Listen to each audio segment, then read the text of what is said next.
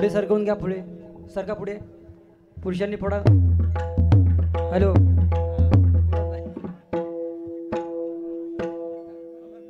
पुढे सरकून घ्या, आताच सरका पुढे.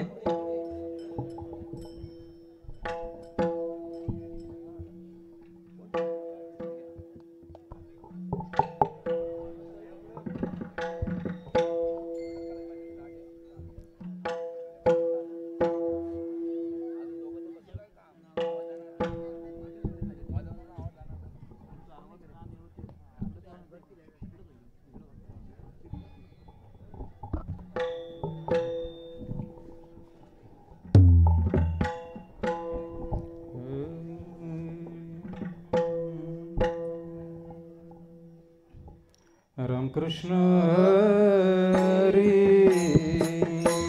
हरि जय राम कृष्ण हरी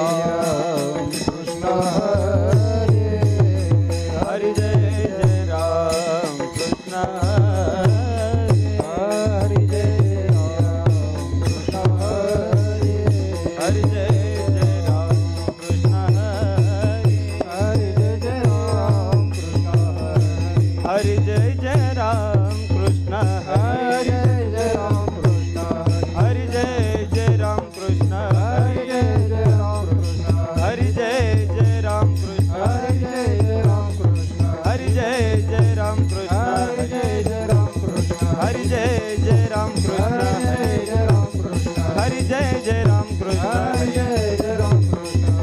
हरि जय राम कृष्ण हरि जय राम कृष्ण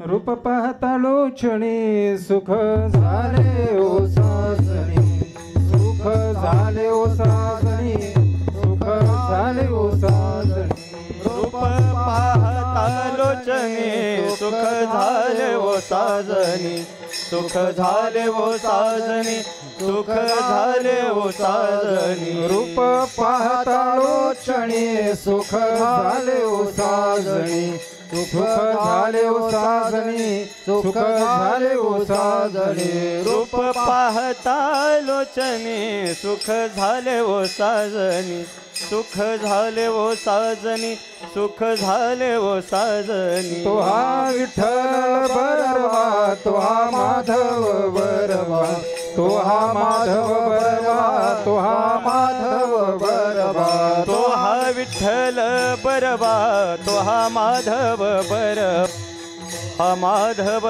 बरवा तो हा माधव बरवा सुखतांची जोडी म्हणून विठ्ठल आवडी म्हणून विठ्ठल आवडी म्हणून विठ्ठल आवडी बहुता सुकृतांची जोडी म्हणून विठ्ठल आवडी म्हणून विठ्ठल आवडी म्हणून विठ्ठल आवडी तो हा विठ्ठल बरवा तो हा माधव बरवा तो हा माधव बरवा तो हा माधव बरवा तो हा विठ्ठल बरवा तो हा माधव बरवा तो हा माधव बरवा तो हा माधव बरवा सुखाचे आगर सर्व सुखाचे आगर सर्व सुखाचे आगर सर्व सुखाचे आगर बापर कुमादेवर बापर कुमादेवर बापर कुमादेवर सर्व सुखाचे आगर बापर कुमादेवीवर बापर कुमादेवीवर बापर कुमादेवीवर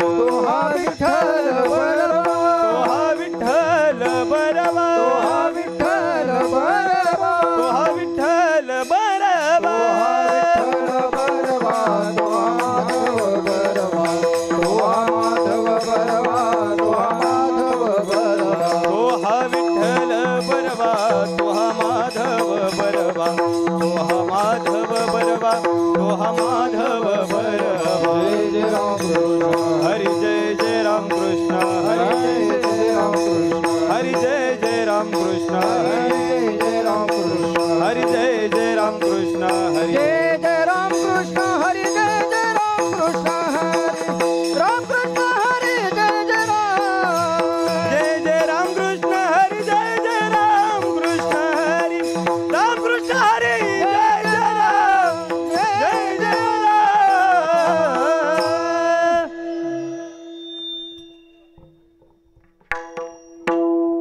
संसाराचे अंगी अवघीच व्यसने संसाराच्या अंगी अवघीच व्यसने संसाराचे अंगी अवघीच व्यसने संसाराचे अंगी अवघीच व्यसने आम्ही या कीर्तने शुद्ध झालो आम्ही या कीर्तने शुद्ध झालो आम्ही या कीर्तने शुद्ध झालो संसाराचे अंगी अवघीच व्यसने संसाराचे अंगी अवघीच व्यसने संसाराचे अंगी अवघीच व्यसने संसाराचे अंगी अवघीच व्यसने आम्ही या कीर्तने शुद्ध झालो आम्ही या कीर्तने शुद्ध झालो आम्ही या कीर्तने शुद्ध झालो आता हे सोहळे झाले त्रिभुवन आता हे सोहळे झाले त्रिभुवन आता हे सोहळे झाले त्रिभुवन आता हे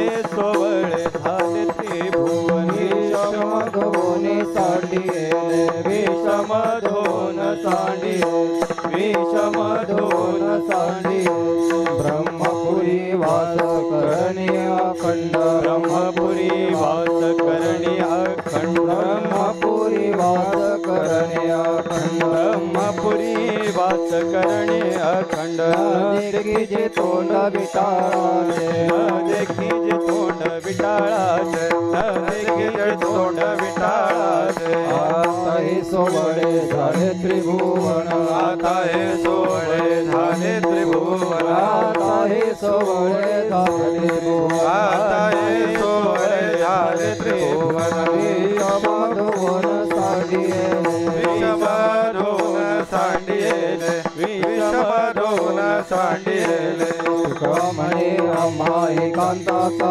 वास म्हणे आम्हा एकांताचा वास म्हणे आम्हा एकांताचा म्हणे आम्हा एकांताचा वास ब्रह्मी ब्रह्मरस सेवू सदा ब्रह्मी ब्रह्मरस सेवू सदा ब्रह्मी ब्रह्मरस सेवू सदा आता हे सोहळे झाले त्रिभुवन आता हे सोहळे झाले त्रिभुवन आता हे सोहळे झाले त्रिभुवन आता हे सोहळे झाले त्रिभुवन विषमधोन सांडिले विषमधोन सांडिले विषमधोन सांडिले गोपाल कुमार जय विठोबार कुमार जय विठोबार कुमार विठोबार कुमार जय विठोबार कुमार विठोबार कुमार विठोबार कुमार विठोबार कुमार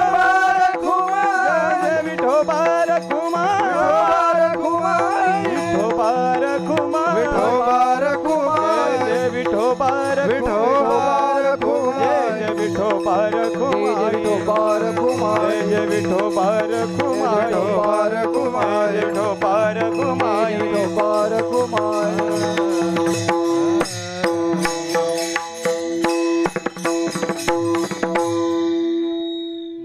हॅलो हॅलो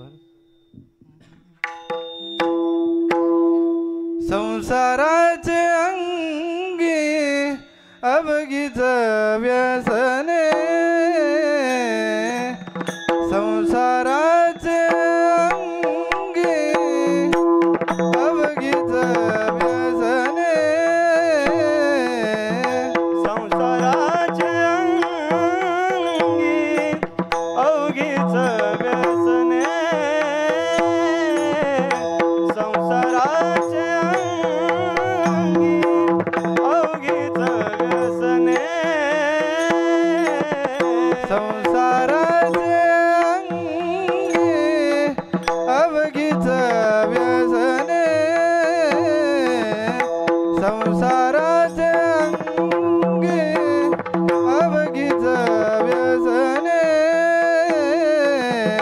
संसाराचे अंगी अवघीच व्यसने संसाराचे अंगी अवघीच व्यसने आम्ही या कीर्तने शुद्ध झालो आम्ही या कीर्तने शुद्ध झालो आता हे सोवळे झाले त्रिभुवन आता हे सोवळे झाले त्रिभुवन आम्ही या कीर्तने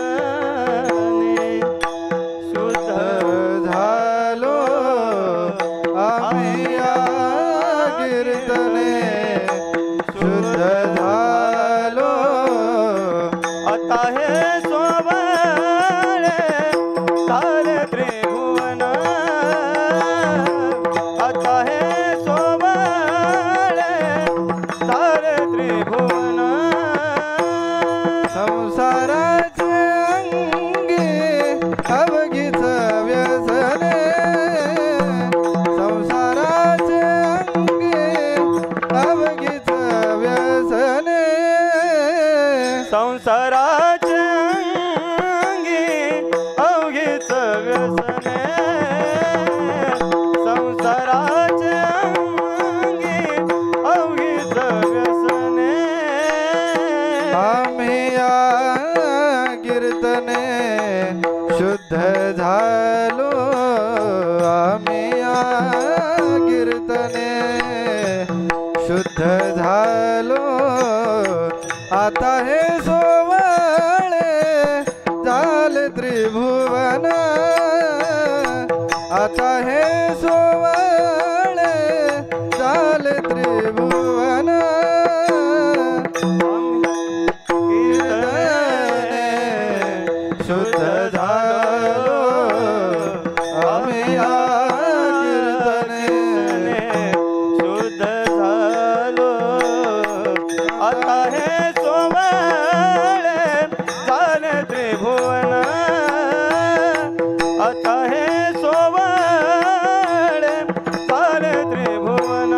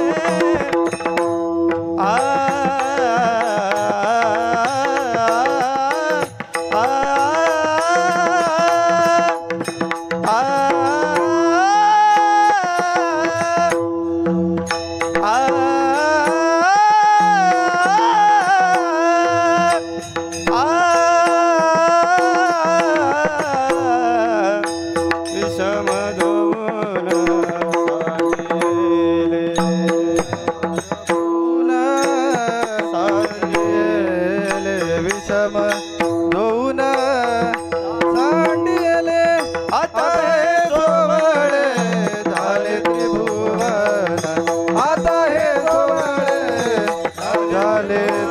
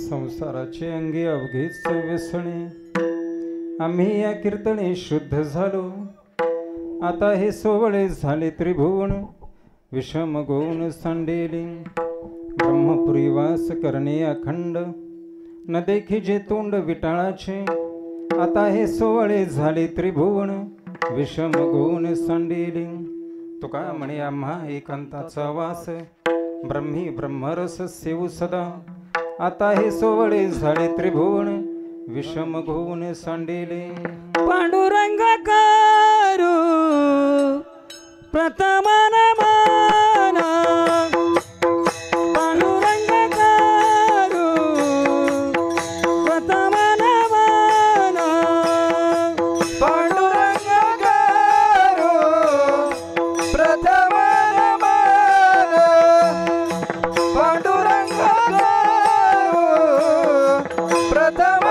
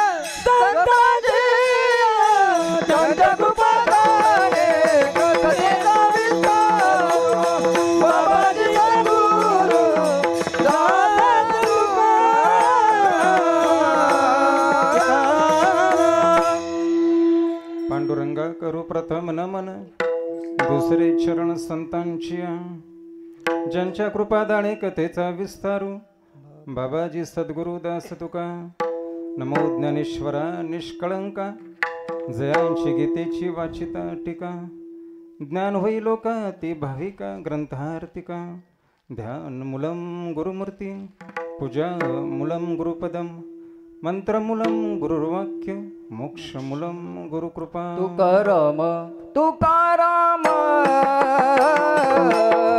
तुकाराम तुकाराम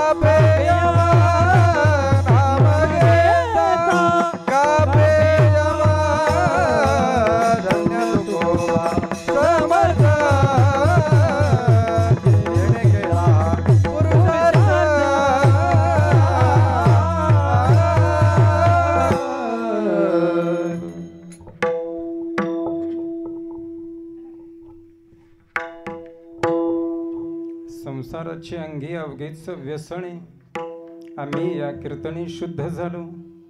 आता हे सोवळे झाले त्रिभुवन विषम घोन सांडेले. ब्रह्मपुरीवास करणे अखंड न देखीचे तोंड विटाळाचे. आता हे सोवळे झाले त्रिभुवन विषम घोन सांडेले. तुका म्हणे आम्हा एकांताचा वास ब्रह्मी ब्रह्मरस सेवू सदा. आता हे सोवळे झाले त्रिभुवन विषम घोन सांडेले. विठ्ठल विठ्ठल विठ्ठल विठ्ठल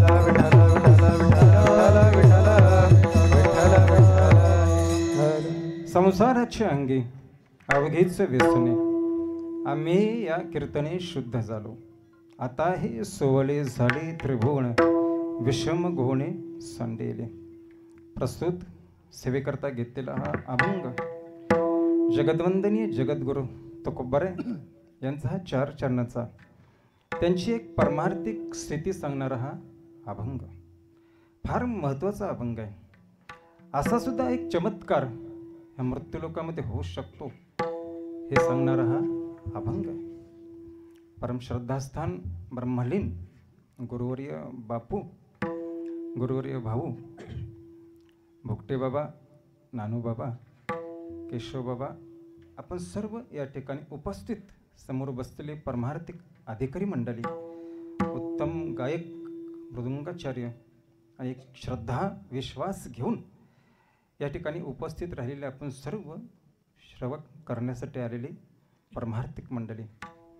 या अभंगाचं वैशिष्ट्य आहे आणि ज्या निमित्तानं हा आजची काही कीर्तनाची सेवा आहे, पहिल्यांदा ही अनेक वर्ष बापूंची असणारी ही सेवा, त्यात हे आवडीचं गाव, आवडीची पंचकृषी आणि ह्या आवडीचा विषय.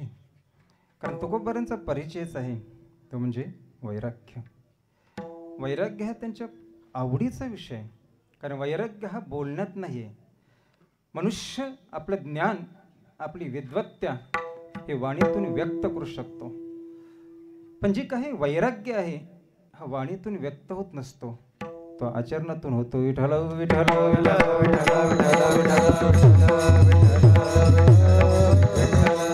375 हा वैकुंठ गमन म्हणजे जवळजवळ त्रिशतकी अमृत महोत्सवी वर्ष हा संपूर्ण महाराष्ट्रावर साजरा केला जातोय.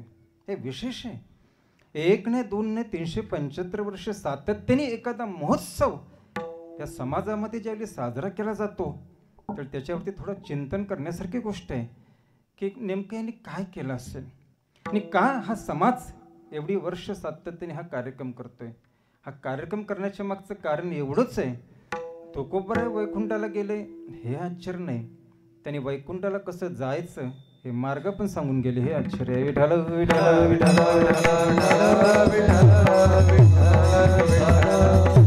साधू संतांची पूजा होते, साधू संतांची भक्ती होते. याला कारण ते आहे मार्ग दावणे गेले आले, ते स्वतः पण गेले आणि या समाजाला त्यांनी मार्ग पण दाखवला. आता समाजाचं कर्तव्य आहे की त्या योग्य मार्गाने चालणं. आपण पोचत नाही तर मग आपण थोडंसं त्याचा विचार करूया की नेमकं रस्ता आमचा चुकला की काय. चालणारा मनुष्य हा पोचलाच पाहिजे, नाही पोचला तर कमीत कमी त्याला चालण्याचा तो आनंद तरी मिळाला पाहिजे. आपण पोचतही नाही आणि त्या चालण्याचा जर आम्हाला आनंदही मिळत नसेल बरीच वर्ष परमार्थ करून, तर आम्ही समजायला काय हरकत नाही की आमचा रस्ता चुकीचा आहे. विठ्ठल विठ्ठल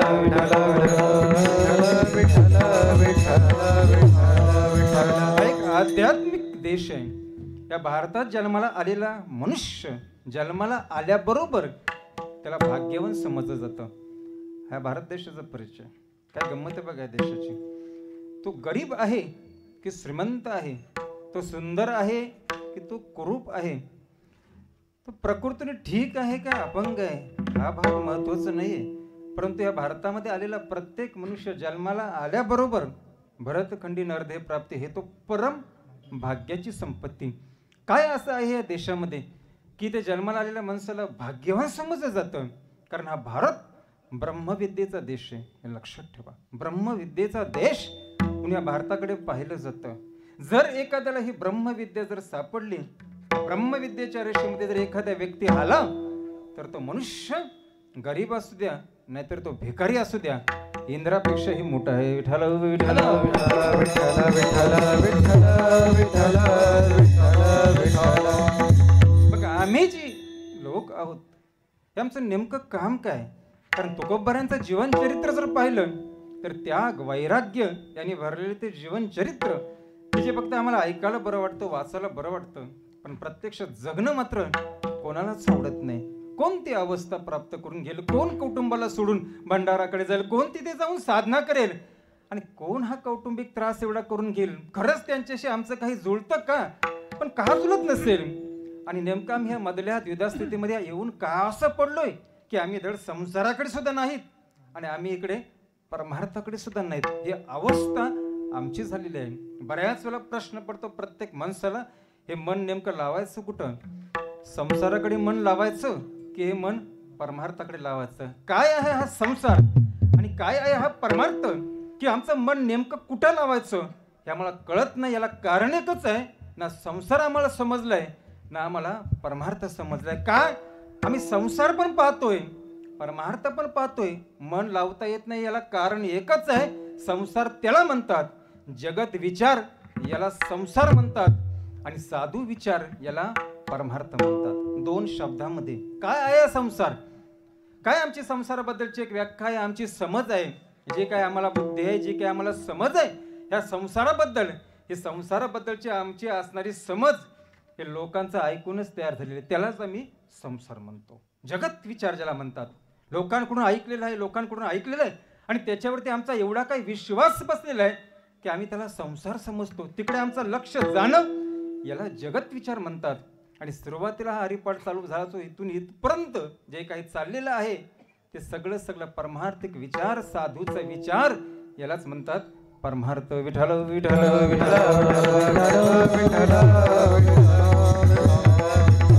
कोणाची समज घेऊन नेमकं जगायचं हा आपला निर्णय आहे.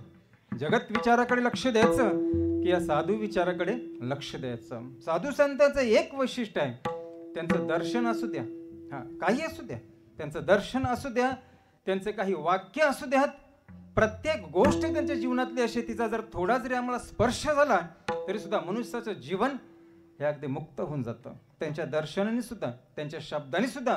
मग हे जे काही आजचा दिवस आहे हे विशेष आहे. विशेष एवढ्यासाठीच हे बेज आहे आपण तो उद्या तुकोबारायांचं वैकुंठ गमन आणि ते सुद्धा सदेह वैकुंठाला जाणं. आतापर्यंत कोण वैकुंठाला गेला नाही असं नाही. जो महात्मा येतो, जो संत येतो तो वैकुंठालाच जातो. वैकुंठातूनच येतात आम्ही वैकुंठ वासी. मग जर तिथून इथे येत असतील तर पुन्हा ते वैकुंठामध्ये जातात. सदेह हा जो काही प्रकार आहे शरीराला घेऊन वैकुंठामध्ये जाणं हे तुकोबारांना शक्य झालेलं आहे. ज्यांना आपण काय म्हणतो, जे संतांची संत पंचतन म्हणतो त्यापैकी तुकोबारांची भूमिका फार महत्वाची आहे. ज्ञान म्हणतो आपण माऊली ज्ञानेश्वर महाराजांचं, नाथ महाराजांची आपण शांती म्हणतो, नामदेव महाराजांचं काय नाम असेल, त्याच्यानंतर निरोबाऱ्यांची काय गुरुभक्ती असेल, तुकोबाऱ्यांचं वैराग्य असेल, हे जे पाच आहेत त्या पाचांना आपण संत पंचतन म्हणतो. पण खरं सांगायचं तर हे पाच भगवंतापर्यंत पोहोचण्याचे मार्ग आहेत. विठ्ठल विठ्ठल विठ्ठल दररोज कीर्तन नेहमी चालू आहेत आणि त्याच्यामध्ये विशेष करून तुकोबाऱ्यांचा अभंग हेच नेहमी आपल्या समोर येतात. कीर्तन करायला सुद्धा जरा आवड आहे, बरं वाटतं. तुकोबारांच्या अभंगावरती बोलला सोपं म्हणून नाही, ठीक वाटतं बोलूया अभंगावरती. का तर तुकोबारांचं जीवन चरित्रच असं आहे की शास्त्रामध्ये जे आम्ही लिहिलं वाचलं असेल, शास्त्राचं जे आम्ही ऐकलं असेल, हे प्रत्यक्ष जर कोणी करून दाखवलं असेल तर ते तुकोबारांनी. विठ्ठल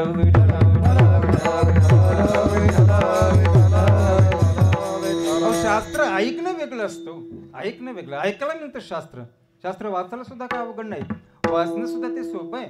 पण प्रत्यक्ष ते दाखवणं, चित्र त्याप्रमाणे शास्त्राप्रमाणे दाखवणं हे जर कोणाला जमलं असेल तर ते तुकोबारांचा फोटोच बघा, संतांचा कुठलाही फोटो बघा. विशेष आहे त्या संतांमध्ये की त्या संतांकडे पाहिल्यानंतर आपल्याला शरीर आणि आत्मा दोन्ही एके ठिकाणी दिसतं, असं कुठंच दिसत नाही. माणसाकडे पाहिल्यानंतर मनुष्य तर मनुष्यच, तो जिवंत का नसत ना, पण आपल्याकडे त्याच्याकडे मनुष्य म्हणूनच आपण त्याचं दर्शन घेतो. मृत असेल एखाद्या व्यक्ती तर मृत म्हणून आपण त्याचं दर्शन घेतो. पण साधू संतांच्या फोटोकडे पाहिल्यानंतरच कळतं दोन्ही दर्शन एके ठिकाणी, शरीराचं पण आणि ह्या आत्म्याचं पण. विठ्ठल विठ्ठल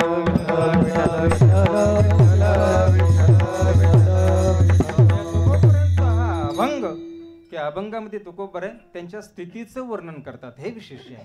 महात्मा त्याच्या स्थितीचं वर्णन करतो आणि कीर्तनकारचं वर्णन करतो, तिथली उपस्थिती पाहून विठ्ठल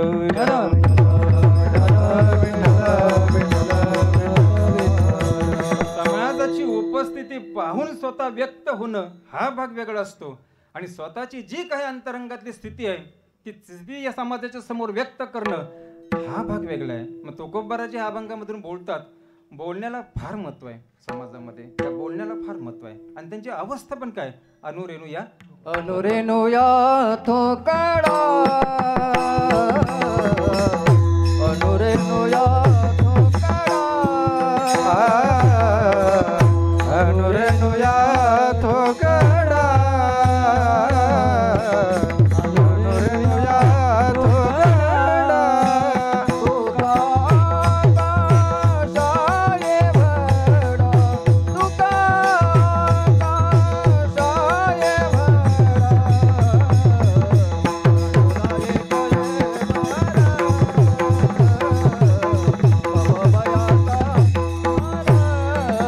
तुका आकाशाये वडा तुका आकाशाये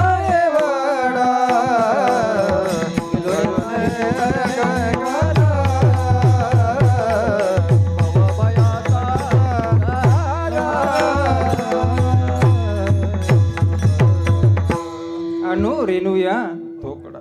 व्यापकता आणायची असेल आपल्यामध्ये तर आपल्यामध्ये हे लहानपण यायला पाहिजे आणि बुद्धी सुद्धा कशी असावी. अध्यात्माला बुद्धी जेवढी सूक्ष्म असेल तेवढी ती बुद्धी अध्यात्माला सहाय्यभूत होते, तेवढी जशी दीपकली का धाकुडी एकांती नाजूक कारभार. जेवढी जेवढी जेवढी सूक्ष्म बुद्धी असेल, फार बारकावा फार लहान विचार करण्याची जेवढी बुद्धी असेल, मग ती परमार्थिक असू द्या नाहीतर ती व्यावहारिक असू द्या. नेहमी या सोबतच्या लोकांना सांगतो, कोणताही विचार हा 4 प्रकारे करत जा, एक प्रकारे नाही, 4 बाजूने. कारण समाजामध्ये 4 मान्यता आहेत, त्या 4ही मान्यतेला महत्व द्यायला लागतो. मग ती लोकनीती असू द्या नाहीतर आणखीन काय मोठी साधुनीती असू द्या, राजनीती असू द्या नाहीतर वेदनीती असू द्या. या 4च्या मान्यता 4 बाजूने जर विचार करता आम्हाला आलं ना 4ही बाजूने, तर जो निर्णय आम्ही घेऊ शकतो तो निर्णय योग्य घेऊ शकतो. अगदी सूक्ष्म बुद्धी जर आम्ही विचारात आणली तर ती सूक्ष्म बुद्धी आम्हाला अतिशय व्यापक बनू शकते. पण तुकोबाराजी बोलतात ह्या अभंगातून, बोलण्याचा प्रभाव आहे हे महत्वाचं आहे. कोणाच्याही बोलण्याचा प्रभाव पडत नाही, बोलायला व्यक्ती हा गंभीर असावा लागतो. बोलण्यामध्ये जर गांभीर्य असेल ना, विवेकानंदाने एका वाक्यामध्ये अख्खं जग जिंकलं होतं. आज 150 वर्ष झाली त्या वाक्याचा आज सुद्धा समाजावरती परिणाम होतोय. बंधू आणि भगिनींनो, का बोलण्यामध्ये काय गांभीर्य आहे. अनेक दिवस चाललेली ती राजा जनकाची सभा, अष्टावक्रांनी एका वाक्यामध्ये ती सभा बदलून टाकली. काय प्रभाव पडला असेल, एवढे दिवस चाललेली ती सभा, पण त्या सभेमध्ये काही निर्णयच लागत नाही. त्या सभेमध्ये अष्टावक्र ऋषी येतो काय आणि एका वाक्यामध्ये ती सभा बदलून टाकतो काय, का असं बोलण्यात काय त्याच्या गांभीर्य आहे. नारदांनी फक्त एक प्रश्न केला वाल्याला, हे पाप कोणासाठी करतोस, तिथेच थांबला, विचार करायला लागला. का याच्या अगोदर त्यांनी कोणी असा प्रश्न केला नसेल का. अहो एवढी माणसं जर तो वाल्या मारतोय तर ज्यांना ज्यांना मारलं ना त्या प्रत्येकाने वाल्याला हा प्रश्न केलाच होता, हे पाप कोणासाठी करतोस, हे पाप कोणासाठी करतोस. पण त्या वाक्याचा वाल्यावरती कधी परिणाम झाला नाही. यांच्याच का तर आतापर्यंत ज्या ज्या लोकांनी वाल्याला प्रश्न केला की हे पाप कोणासाठी करतोस, त्या सगळी लोक पाप करणारीच होती. विठ्ठल विठ्ठल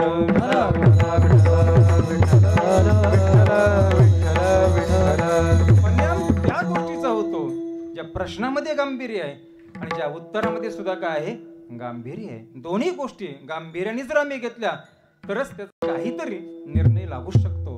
मग तो खूप बरं आहे. इथे जे बोलतात कसं बोलतात ते फार महत्वाचं आहे. त्याचे साथ आणि मावल मिथले आणि रसाल बोलणं असं असावं ना, ते सत्य पण असावं आणि ते प्रिय पण असावं. दोन्ही गोष्टी असाव्या बोलण्यामध्ये. ते खरं पण असावं आणि आवडेल असं बोलावं. कधी कधी काही गोष्टी मनुष्य खऱ्या बोलतो पण ते ऐकायला आवडतच असं नाही. काही आवडीच्या गोष्टी असतात ते ऐकायला बरं वाटतं तो, पण ते खऱ्याच असतात असं नाही. विवेकानंदांनी शिकागोमध्ये उपनिषदामधला श्रेय आणि प्रिय हा विषय मांडला होता. कठोर उपनिषदामधला श्रेय आणि प्रिय, जे चांगलं पण आहे, हितकारक पण आहे आणि ते प्रिय असं दोन्ही गोष्टीने आहे. दोन्ही असावा. राम बोलताना कसं बोलतात, राम सरळ बोलतात. एक पत्नी एक वचनी एक बाणी जे आपण रामाला म्हणतो, एक पत्नी एक वचनी एक बाणी का बोलतो? बोलताना कसं प्रत्येक वाक्य सरळ आहे, हे महत्वाचं आहे. कोणाशी बोलू नये, मी कोणाशी बोला, पण बोलताना सरळ बोलावं. आणि हे जर सरळ बोलणं नाही ना जर एखाद्याला पटलं किंवा मान्य झालं तर त्याचा परिणाम या रामायणामध्ये दोघांनी भोगला. राम दोघांशी सरळ बोलले होते, पण नाही ऐकलं, विश्वास ठेवला नाही त्या बोलण्यावरती, तो परिणाम दोघांनी भोगला. एक कैकई आणि दुसरा रावण. विठ्ठल विठ्ठल विठ्ठल विठ्ठल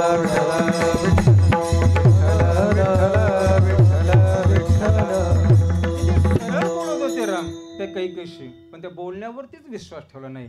आणि किती सरळ राम त्या रावणाशी पण बोलत होते, पण त्या बोलण्यावरतीच त्यांनी विश्वास ठेवला नाही. संवाद तेव्हाच घडतो बोलणाऱ्याचा अनुभव असावा आणि ऐकणाऱ्याचा त्या बोलण्यावरती विश्वास असावा. विठ्ठल विठ्ठल विठ्ठल विठ्ठल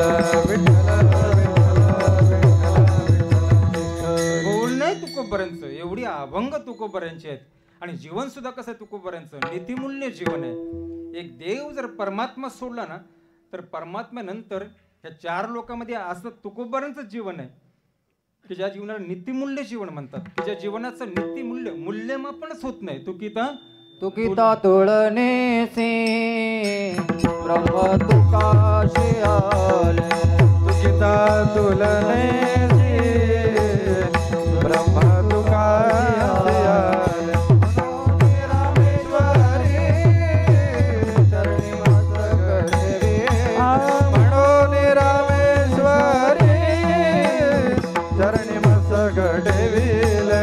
आरती तुकाराम स्वामी सद्गुरु धाम सच्चिदानंद मूर्ती पाय दाखविया.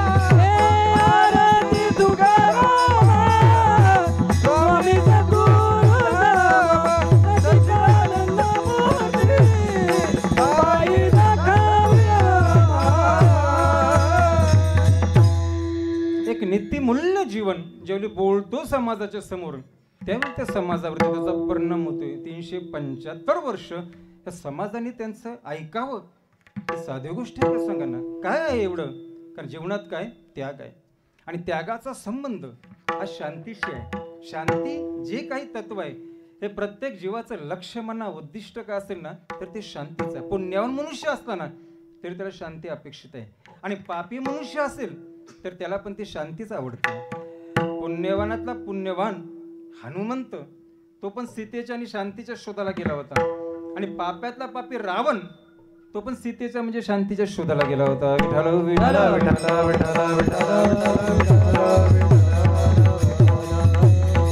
काय एवढी ही वैराग्याच्या जवळ शांती आहे, आणि काय एवढं शांतीचा महिमा आहे की भारतातला एक राजा एखाद्या साधूकडे जातो. हे विशेष आहे. काय त्या साधूकडे सांगा ना? एका राजाने, ही संस्कृती आहे या भारताची. इतिहास जर पाहिला तर साधू कधी राजाकडे गेला नव्हता, तोपर्यंत हे राज्य ठीक होतं. राजा महाराजा साधूकडे जायचा. होतंय का त्या साधूकडे? एक केवळ शांती, दुसरं काय? शांती हे साधूचं बळ आहे. जो गीतेच्या दुसऱ्या अध्यायातला स्थितप्रज्ञ आदर्श व्यक्ती, ज्याला आपण स्थितप्रज्ञ म्हणतो, ज्याची बुद्धी पूर्णपणे स्थिर झालेली आहे, काय त्याच्याजवळ? एकच तत्व, शांती. हे जे वैराग्य आहे तुकोबऱ्यांचं, प्रत्येक बोलण्यामध्ये, प्रत्येक अभंग असू द्या, प्रत्येक चरण असू द्या, प्रत्येक शब्द असू द्या, या प्रत्येक गोष्टीमध्ये तुकोबऱ्यांचं काय? वैराग्य. वैराग्य आहे. आणि ह्या वैराग्याने तुकोबराय बोलतात. वैराग्य कुठे आहे? व्यवहारामध्ये.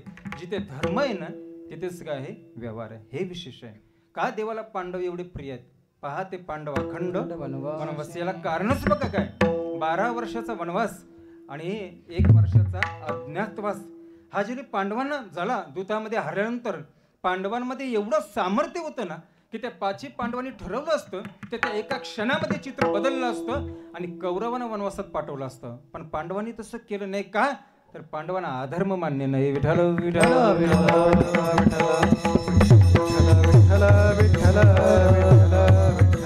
हारलो, हे आमची खेळलो, ही चूक झाली. चूक मान्य केली. काय जीवन असतं बघा कधी कधी काही व्यक्तींचं. चूक मान्य केली, अधर्माने मान्य केला. हा, आपली चूक आपण दुरुस्त करावी यात कुठे शंका नाही, पण अधर्म हा त्या चुकीवरती उपायच नाही आहे. तुकोबरांचं जीवन सुद्धा तसंच आहे. पूर्णपणे जीवन हे वैराग्याने भरलेलंच जीवन आहे. आणि वैराग्य का गरजेचं आहे? समाजात सुद्धा आज वैराग्य पाहतोय आपण, नाही असं नाही. आणि वैराग्याबद्दल बोलावं कोणी? भ्रष्टाचाराबद्दल कोणी बोलू नये. अहो, ज्याला संधीच भेटली ना भ्रष्टाचार करण्याची, त्यांनी काय भ्रष्टाचाराबद्दल बोलावं? ज्याला संधी भेटली असेल, एखाद्या पदावरती, एखाद्या कुठेतरी मोठ्या अधिकारावरती बसलेला व्यक्ती पूर्ण जीवनामध्ये जर तो भ्रष्टाचार करू शकत नसेल तर त्यांनी ह्या भ्रष्टाचाराबद्दल बोलावं. पण ज्याला संधीच नाही भेटली त्यांनी काय बोलावं? एक महात्मा असा बसला होता आणि त्याचं दर्शन घेण्यासाठी काही लोकांनी लाईन लावली होती. महात्म्याच्या दर्शनासाठी. तो साधू कसा होता का माहिती नाही, पण दर्शनासाठी. आता दर्शनाला जी लाईन लागली त्याचा पहिलाच मनुष्य पुढे आला आणि साधूचं दर्शन घेण्याच्या अगोदर साधूच्या पायाजवळ त्यांनी 50 रुपयाची नोट टाकली. त्या साधूला काय वाटलं, त्याने आपला पाय घेतला आणि त्या 50 रुपयाच्या नोटीवरतीच पाय टाकला आणि पायाने ती 50 रुपयाची नोट बाजूला केली. दुसरा आला, त्याला असं वाटलं की कदाचित 50 रुपये याला कमी वाटले असतील, त्यांनी 100 रुपये टाकले. यांनी तर 100 रुपये पण पाय टाकला आणि ते 100 रुपयाची नोट बाजूला केली. तिसरा विचार करतोय कदाचित 100 पण कमी झाले असतील, त्यांनी 200 रुपयाची नोट टाकली. त्या साधूने त्या 200 रुपयाच्या पण नोटीवरती पाय टाकला आणि बाजूला केलं. चौथ्याने 500 रुपये टाकले आणि 500 रुपयाच्या त्या नोटीवरती पण पाय टाकला आणि ते 500 रुपये बाजूला टाकले. पाचव्याला प्रश्न पडला, आता काय करायचं? त्यांनी साधूच्या जवळ गेला आणि साधू महाराजांनी एवढंच विचारलं, मागापासून मी पाहतोय 50 झाले, 100 झाले, 200 झाले, 500 झाले, तुम्ही प्रत्येक पैशाच्या नोटीवरती लाथ मारता, म्हणजे नेमकं काय समजायचं? तर तो साधू म्हणतो की हे बघ, माझ्यासमोर आतापर्यंत 50 आले, 100 आले, 200 आले, 500 आले, मी लाथ एवढ्यासाठीच मारतोय, माझ्यासमोर एवढे पैसेच नालेले की ज्याच्यावर मी हात मारीन. विठ्ठल विठ्ठल विठ्ठल विठ्ठल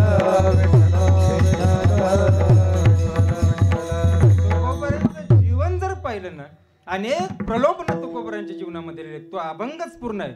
तुकोबारांचं साधकाची दशा उदास असावी, उपाधी नसावी अंतरबाई. पुढे आणखीन किती सुंदर सांगतात ते, लोलुपता काय बरोबर. आणखीन काय त्याच्या पुढे सांगतात, एकांती लोकांती स्त्रियांशी भाषण प्राण केला जाण बोलून यावे. लोकांतामध्ये स्त्री दिसल्यानंतर तिला हरिओम बोलणं हा भाग वेगळा आहे. पण एकांतामध्ये भेटल्यानंतर ते काय म्हणतात, जाय हो तू न करी सायास आम्ही विष्णुदास तैस नव्हे. या पद्धतीने तुकोबारांचा जीवनाचा विचार पाहिला.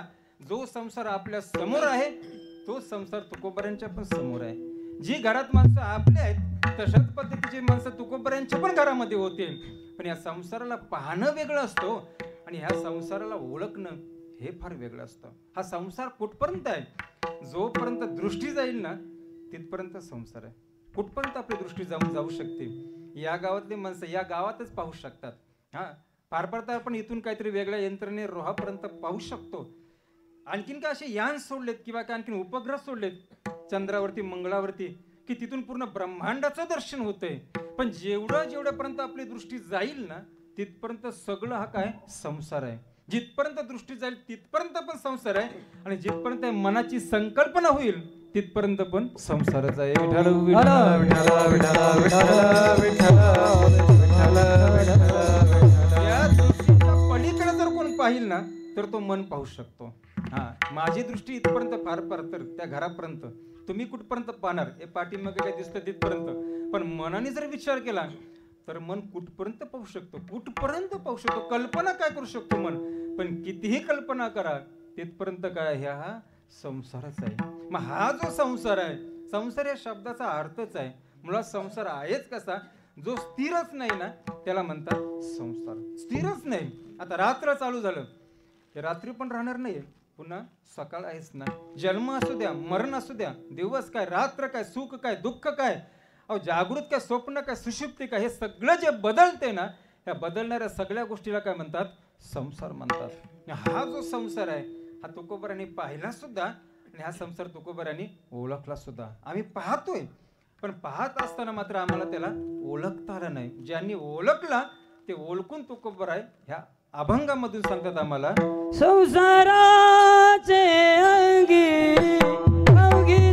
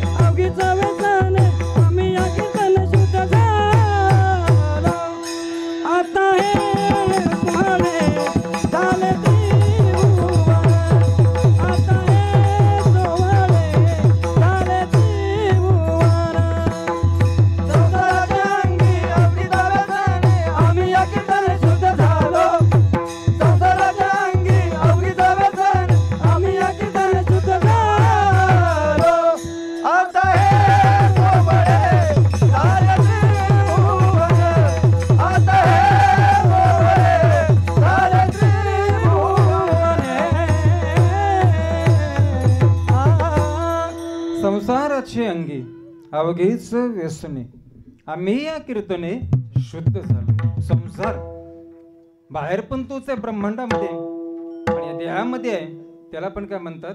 संसारच म्हणतात. काय वेगळं आहे? काय त्याची रचना आहे? पंचमहाभूत आणि 3 गुण, रजगुण, सत्वगुण, तमगुण ह्याने मिश्रित असणारा हा संसार. काय वैशिष्ट्य बघा ह्या काही गुणांचं पण. या संसारामध्ये असा कोणता दोषी मनुष्य नाही आहे की त्याच्यामध्ये कोणता गुण नाही आहे, आणि असा कोणता गुणी मनुष्य पण नाही सापडणार की त्याच्यामध्ये कोणता दोष नाही आहे. असा व्यक्तीच नाही. कुठलाही दोषी मनुष्य शोधा, त्याच्यामध्ये काहीतरी गुण हा असणारच, आणि कोणताही गुणी मनुष्य शोधा, त्याच्यामध्ये काहीतरी दोष असणारच. 3 गुणांनी असणार हा शरीर आणि असणार हे ब्रह्मांड. आता काही दिवसातच येणार आहे, तिला म्हणतो आपण अक्षय तृतीया. बरोबर? अक्षय तृतीया. अक्षय तृतीया ह्या शब्दाचं सगळं आहे. अक्षय म्हणजे आत्मा आणि तृतीया म्हणजे 3 गुण. शरीर हे 3 गुणांनी आहे. जे बाहेर दिसते त्याला त्रिगुण म्हणतात, त्याला तृतीया म्हणतात, आणि याच्या आतमध्ये असणारा आत्मा आहे त्या आत्म्याला म्हणतात अक्षय. हे अक्षय तृतीया. पण समाज पण कसा असेल बघा, या तृतीयेच्या मागे लागला आणि अक्षयला मात्र विसरूनच गेला. विठ्ठल विठ्ठल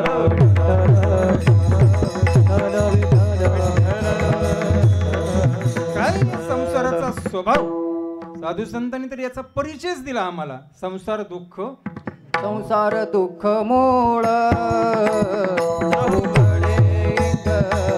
संसार दुःख मूळ प्रभूकडे विश्रांती नाही कोठे रात्रंदिवस तळमळ विश्रांती नाही कोठे रात्रंदिवस तळमळ राम क्रोध लोभ शोणी पाठे लागली ओढा राम क्रोध लोभ शोणी पाठी लागली ओढा गौणाम शरण जाओ कृती देईल गौणाम शरण जाओ कृती देईल निर्मळ धर्म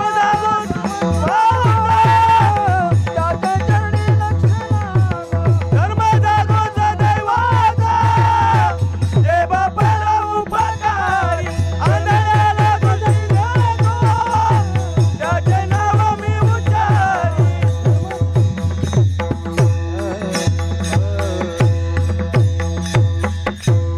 संसाराचा एक परिचय.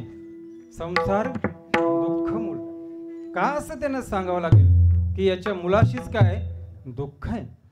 पण विचार केला तर असा प्रश्न पडतो की याच्या मुलाशी याला आधार जर हा परमात्मा असेल तर मग त्या संसारावरती, त्या परमात्म्यावरती असणारं जे अध्यस्त संसार हा दुःखरूप का असू शकतो? कारण काय याच्या मागचं? एखादा मनुष्य जर बिघडलेला दिसला तर लोक असं म्हणत नाही ना की देव बिघडला. असं कधी म्हणाला का कोण? सांगा ना. याला आधार काय? चाले शरीर चाले हे शरीर कोणाचे असते चाले हे शरीर कोणाचे असते चाले शरीर कोणाची असते चाले शरीर कोणाची असते चाले हे शरीर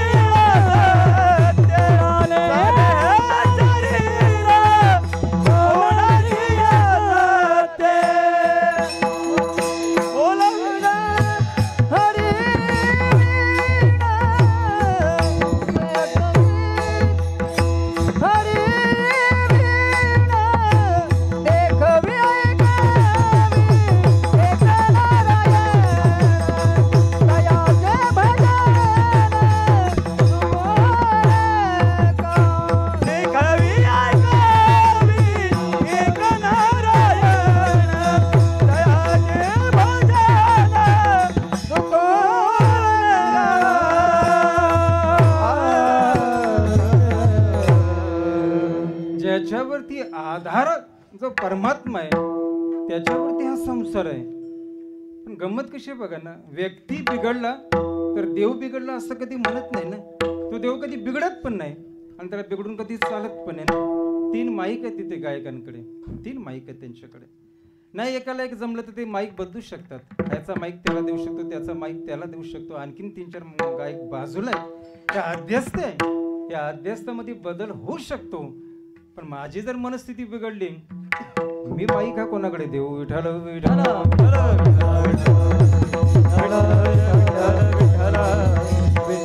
संसाराची अंगी अवघीच व्यसन. काय हा संसार? एक तर हा उलकावा. कसा आहे संसार? लटी का व्यवहार सर्व हा संसार. एक तर याचं अनित्य पण तरी समजावं, नाहीतर ह्या परमात्म्याचं नित्य पण तरी समजावं. बुद्धीने एकच काहीतरी निर्णय लावावा. बरीच वर्ष आपण ह्या संसारामध्ये जगतोय म्हटल्यानंतर बरेचशा वेळेला अपमानित होतोय, दुःखी होतोय. मग याचा अर्थ आम्हाला हा संसार पूर्णपणे समजलेला हे नक्की आहे. काही करायला जा, नाही ते प्रारब्ध समजत, नाही तर प्रयत्न काय करायचं हे सुद्धा नाही समजत. निर्णय लावताच येत नाही. प्रयत्न बरोबर आहेत की प्रारब्ध बरोबर आहेत. आयुष्यभर कष्ट करणाऱ्या माणसांच्या वाट्याला पण जर दुःख येत तर त्या माणसाने काय करावं? प्रारब्धावरती अवलंबून राहावं का? असं पण होत नाही. काही लोक प्रारब्धावरती अवलंबून राहत आहेत, त्यांच्या पण हाताला काही लागत नाही, काही समजतच नाही. तर या संसाराचा नेमका स्वभाव का असेल? कर्मावरती विश्वास ठेवावा ना, तर कीर्तनाला आल्यानंतर पण चप्पल जाते. विठाल विठाल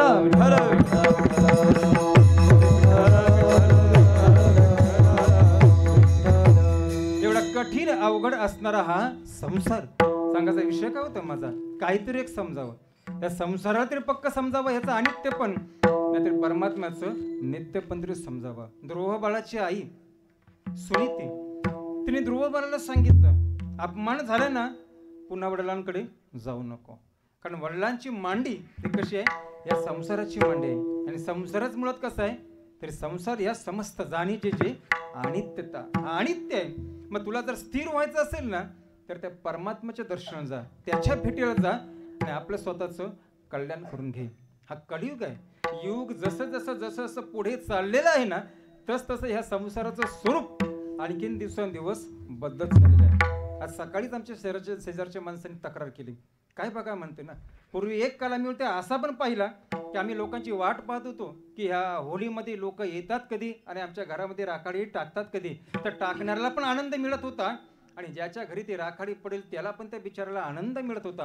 आता काळ बदलला, लोक राखाड्या तर नाही टाकत, नकोच ते उद्योग करतात. तेव्हा त्यांनी सकाळी विचारलं मला, हा त्रास द्यायचा नेमका काय क्रम आहे? तर म्हटलं हे बघा, हा युग कलियुग युग आहे आणि या कलियुगामध्ये आता रात्री तुम्हाला होळीमध्ये प्रल्हाद तर फिरताना दिसणार नाही, पण हिरण्यकश्यपचे राक्षस मात्र फिरताना दिसतील. विठाल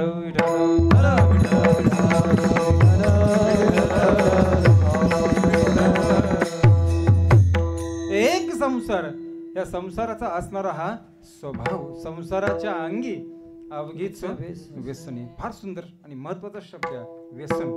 हा व्यसन असतं, समजत नाही कधी कधी, यालाच व्यसन म्हणतात. कीर्तनामध्ये सुद्धा व्यसन म्हणजेच काय ज्याला म्हणतो आपण नशाच असते ती एक. कीर्तनामध्ये हसवणं ही सुद्धा काय एक नशाच आहे. कुठपर्यंत नशा राहतं? 2 तास कीर्तन चालू आहे तोपर्यंत, कीर्तन संपलं की नशा आपोआप उतरतं. म्हणजे नशा लोकांना देऊच नाही.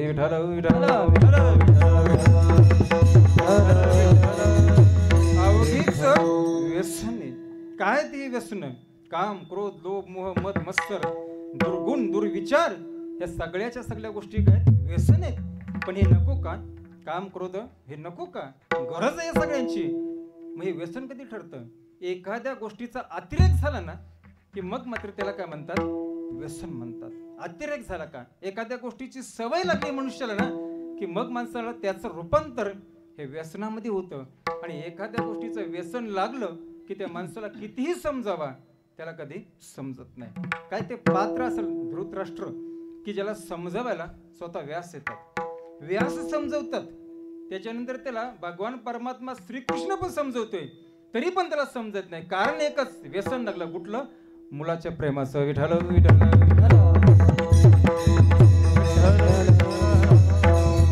सर्पयोनी प्राप्त झालेल्या नहुष राजाला सुद्धा भेटल्यानंतर धर्मराज युधिष्ठिर विचारतायत, रहाटी बांबवला नहुष सर्प झाला. ही तुझी दशा का झाली? हा, अरे जो पृथ्वीवरती रंगला नाही तो जाऊन त्या स्वर्गामध्ये रंगला. नहुष राजा आणि उत्तम व्यक्ती सर्पयोनीमध्ये आला आणि पृथ्वीवरती पडला. त्याला पाहिल्यानंतर युधिष्ठिर म्हणतात की दशा ही अवस्था का तुझी झाली? एवढा पुण्यवान तू स्वर्गामध्ये जातोस, राजा होतोस आणि पुन्हा पृथ्वीवरती एक सर्प होऊन तू पडतोस. तेव्हा त्यांनी कारण सांगितलं, व्यसन कसलं? मोहाचं. विठाल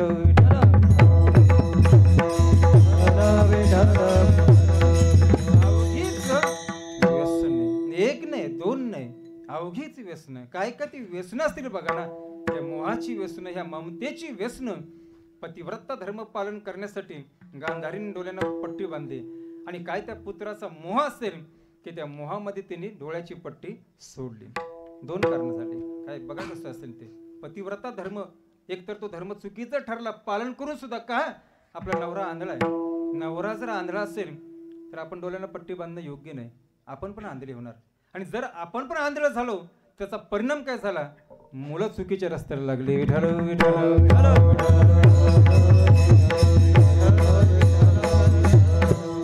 अवघीच व्यसन नाही, अनेक व्यसन. मग याच्यामध्ये काही उपाय आहे ना?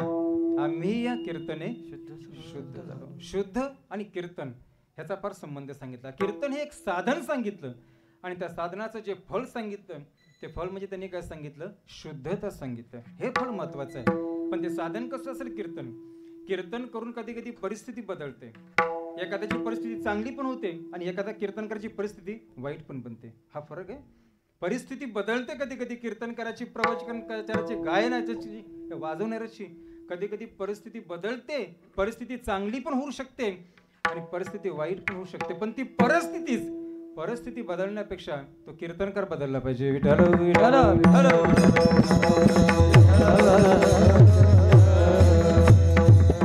आम्ही हा जो शब्द आहे हा शब्द फार महत्वाचा आहे. विषय तो त्यांचा झाला ना.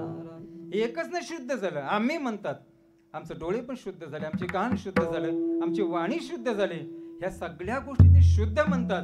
पण ज्यावेळी ते स्वतःला म्हणतात आम्ही, हा त्यांचा स्वतःचा मी किंवा स्वतःचा आम्ही नेमका कोण असू शकतो? हा फार महत्वाचा विषय. आपण पण म्हणतो कधी कधी. बघा कसं आहे ना, जे दिसतंय ना याला आम्ही काय म्हणतो? दृश्य म्हणतो. बरोबर आहे? साधं वाक्य आहे. जेवढं जेवढं जेवढं दिसतंय ना, जेवढं दिसतंय त्याला आपण दृश्य म्हणतोय. तुम्ही मला बघताय, मी पण तुमच्यासाठी एक दृश्य आहे. तुम्ही मला दिसताय, माझ्यासाठी तुम्ही पण एक दृश्य आहे. हे सगळं दृश्य आहे. पण अजूनपर्यंत असा कोण बोलत नाही की माझं शरीर पण एक काय दृश्यच आहे. विठाल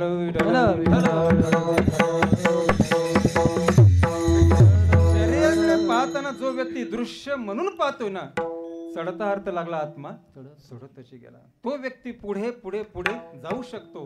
शरीराला दृश्य म्हणून ठेवली. म्हणजे आम्ही जो मी म्हणतो हा आमचा मी, हा शरीराशी संबंधित असतो. एखाद्या माणसाला सुख दुःख होतो ना, सुख दुःख एखाद्या माणसाला होतो तेव्हा तो मनुष्य मनाला काय म्हणतो? मी म्हणतो. ही मी म्हणण्याची पद्धत आहे. आरशासमोर गेल्यानंतर किंवा स्वतःच्या शरीराकडे पाहिल्यानंतर, ज्यावेळी देहाला पाहिल्यानंतर जो मी म्हणतो ना तो देहालाच मी म्हणतो. आणि ज्यावेळी स्वतःला सुख दुःख होतात ना त्यावेळी तो मनाला मी म्हणतो. आणि ज्यावेळी मनुष्य म्हणतो मला काहीतरी आता कळते, समजते किंवा मला आता काहीतरी समजत नाही, ही ज्यावेळी भावना आमच्या अंतःकरणात जागी होते ना त्याला आम्ही बुद्धीला मी म्हणत असतो. विठाल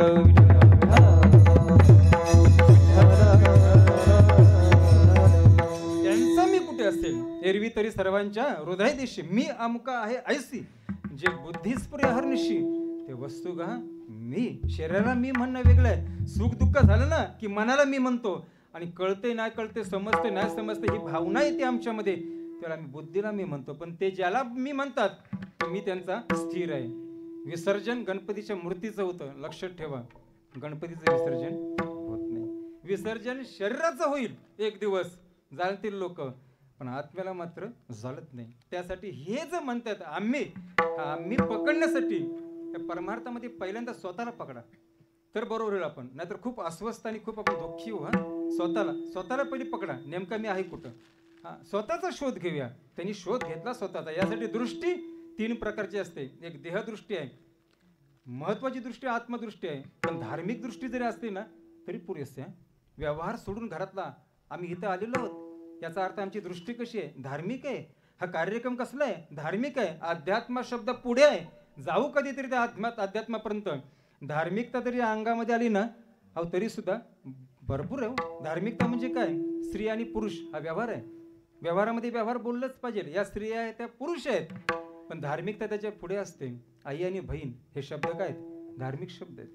लक्षात आलं का? स्त्री आणि पुरुष हा व्यावहारिक शब्द आहे, परंतु आई आणि बहीण हा शब्द काय? धार्मिक शब्द आहे.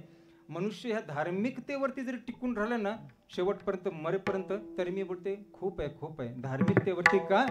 पत्नी लग्न झाल्यानंतर आपण तिला धार्मिक पत्नी म्हणतो, धर्मपत्नी म्हणतो, पण तो धर्मपत्नी ती एकच बरी आहे. धार्मिकतेवरती का मी टिकून राहावं असं म्हणतोय? लग्न झालं, आता एक बायको भेटली ना, बस झालं ना. मग आता बायका वाढवायच्या का बहिणी वाढवायच्या हे जायचं त्यांनी ठरवायचं. विठाल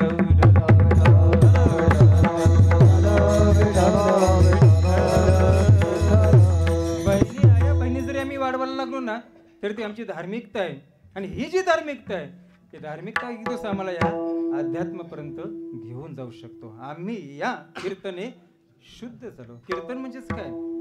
भगवंताचं स्मरणच आहे ते. कीर्तन सांग, कीर्तन सांग. भगवंताचं स्मरण आहे आणि देवाचं स्मरण ही एकच अशी गोष्ट आहे माणसाची जी भगवंतापर्यंत आपल्याला घेऊन जाऊ शकतो. केवळ आणि केवळ एक स्मरण. बरोबर आपण बोललो होतो, काय स्मरणाचा या प्रभाव असेल आणि स्मरण आम्हाला देवाच्या जवळ घेऊन जात असतं. हे वैशिष्ट्य आहे. गावातलं मंदिर जर आम्हाला लांबसं वाटत असेल तर याचा आम्ही अर्थ कसा समजायचा सांगा ना? गावातलं मंदिर जर आम्हाला लांब वाटते, चांगल्या गोष्टी जर आम्हाला वाईट वाटतात, हा व्यसनाचा परिणाम असतो. आम्ही या कीर्तने मुक्त झालो. हे जे काही व्यसन आहेत, हा काम क्रोध ह्याचा अतिरेक झाला या दुर्विचाराचा, की चांगल्या गोष्टी माणसाला वाईट वाटायला लागतात. चांगलं माणसाला ऐकावंसं वाटत नाही, वाईट माणसाला पाहावंसं वाटतं, पण चांगलं पाहावंसं वाटत नाही. ज्या क्षणाला आम्हाला गावातलं मंदिर लांबचं वाटेल ना, त्या क्षणाला समजूनच जा नरक आमच्या जवळ आलेलं आहे. विठाल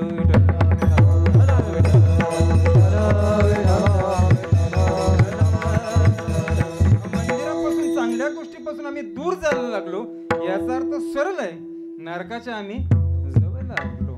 आम्ही या कीर्तने शुद्ध झालो. शुद्धता याचा अर्थच आहे ना, की ज्याच्यामध्ये कोणता दोषच नाही. आता ज्याच्यामध्ये दोषच नाही आहे ना, त्याच्यामध्ये पाप ना, त्याच्यामध्ये चंचलता ना, त्याच्यामध्ये कोणते अज्ञान, त्या तिन्ही गोष्टी जिथं नाहीत, जो पूर्ण शुद्ध आहे त्याच्याजवळ कोण येऊ शकतात? पक्षी अंगणी उतरती. पक्षी त्याच्या जवळ येतात आणि ते सुद्धा म्हणतात वृक्षवल्ली आम्हा सोयरे. विठ्ठल विठ्ठल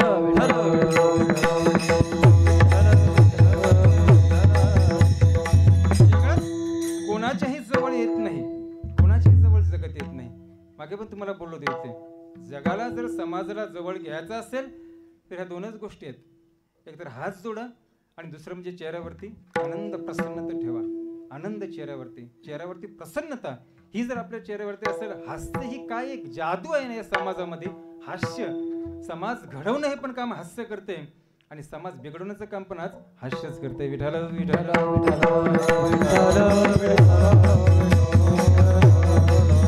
एक शरीर एक मन आणि एक पूर्ण अंतःकरण जर शुद्ध झालं तर याच्या पुढचं जगणं कसं असेल हे आता म्हणतात अभंगाच्या दुसऱ्या चरणात. आता हे सोवळे हरे त्रिभुवन, आता हे सोवळे झाले त्रिभुवन, आता हे सोवळे झाले त्रिभुवन, आता हे सोवळे झाले त्रिभुवन.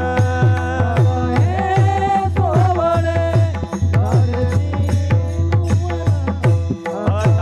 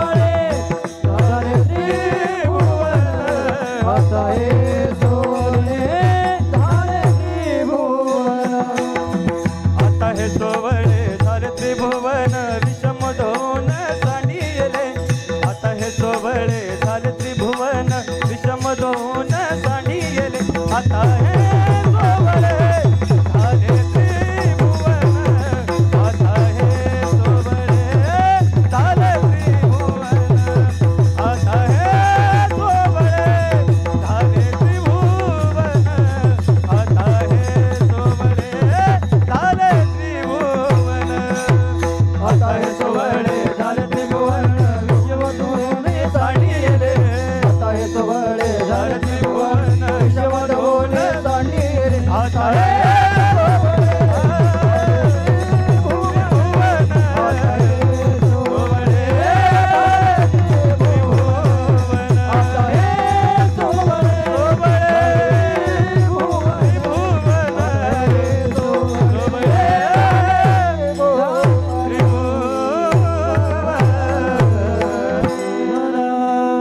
आता हे सोवळे फार महत्वाचा शब्द आहे. आता साधू पूर्णपणे वर्तमान काळातच जगतोय हे त्यांचं वैशिष्ट्य आहे. भूतकाळच संपलेला आहे. भूतकाळामध्ये असणारे काही कर्म असतील, काही सुख दुःख असतील, काही आठवणी असतील, या ज्याचे संपलेले आहेत ना तो बोलू शकतो आता. आणि लोक वर्तमान काळात जगणाऱ्या माणसाचंच ऐकत असतात. भूतकाळामध्ये जगणाऱ्या माणसाचं कधी ऐकत नसतात. सोनगोला बोललो होतो मी 2 वर्षापूर्वी. वाल्याला त्याचा इतिहास पुसता आला. हे त्याच्या जीवनाचं वैशिष्ट्य आहे. त्यांनी आपला इतिहास पुसला, आपला भूतकाळ पुसला. आणि ज्याने आपला इतिहास, आपला भूतकाळ पुसल्यानंतर वाल्याचं लोकच नाही, वाल्याचं राम ऐकत होता. विठ्ठल विठ्ठल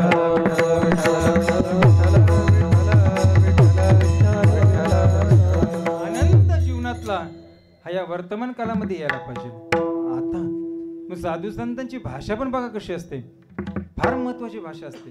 ती प्रत्येक गोष्ट जे काय त्या प्रत्येक गोष्टीवरती ते स्थिर असतात. त्यांच्या मतावरती स्थिर राहून बोलतात. आमचं वाक्य कसं असतं, मला असं वाटतंय, हे आम्ही असं बोलत असतो. मला असं वाटते. वाटतं याचा अर्थ काय? वाटते म्हणजे आमचा पक्का विश्वास नाही त्या गोष्टीवरती. आम्ही बोलतो या गोष्टीवरती. व्यवहारात पण आम्ही नेहमी हे वाक्य बोलत असतो, मला असं वाटते, मला असं वाटते. अरे वाटते म्हणजे काय? वाटतं याचा अर्थ स्पष्ट होतोय की आम्हाला त्या गोष्टीचं पूर्ण ज्ञान झालेलं नाहीये. तुकोबरा इथे म्हणतात आता. आता हा शब्द फार महत्वाचा आहे. आता हे सोवळे झाले त्रिभुवन विषम गोवणे सांडे. विषमता ही संसारामध्ये गरजेची आहे, परंतु परमार्थामध्ये नाही चालत. काही गोष्टी या संसारामध्ये आवश्यकच असतात. विषमता नसेल तर, घरात अनेक माणसं नसतील तर कसं काय होईल? अनेक प्रकारची वाक्य हे लागतातच, अनेक प्रकारचे व्यवहार हे लागतात, पण परमार्थात नाही. कधी कधी आपण जर कुठे गाडी घेऊन जर गेलो ना, तर त्या गाडी पार्किंगच्या ठिकाणी लिहिलेल्या असतात सम आकडे आणि विषम आकडे.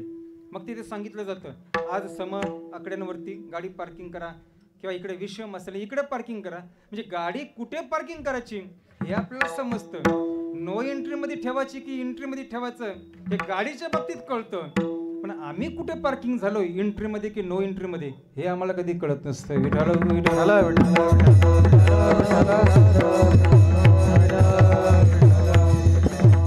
आणि प्रत्येक माणसाला नाही म्हटलं ना तरी याची थोडीफार जाणीव चाहूल झालेली असतं की आमचं अंतःकरण जे आहे ते आम्ही नो पार्किंग मध्येच लावलेलं आहे. जिथून दुःख येत आहेत, जिथून काहीतरी चुकीच्या प्रतिक्रिया येतात, नाही म्हटलं तरी आमच्या अंतःकरणाला कुठेतरी भीती वाटते. समजायचं चुकीच्या आणि वाईट पार्किंग मध्ये आम्ही आमचं अंतःकरण हे ठेवलेलं आहे. आता हे सोवळे झाले त्रिभुवन विषम गोवणे सांडे. काय जीवन असेल बघा ना. ध्रुवबालाला देवाची भेट झाल्यानंतर ध्रुवबाल म्हणतो मी आता जातो. देव म्हणतो जा आणि राज्य पण तूच कर.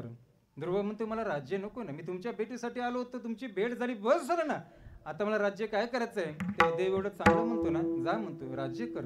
जगाला कळलं पाहिजे ना माझा भक्त कसा राज्य करत होते.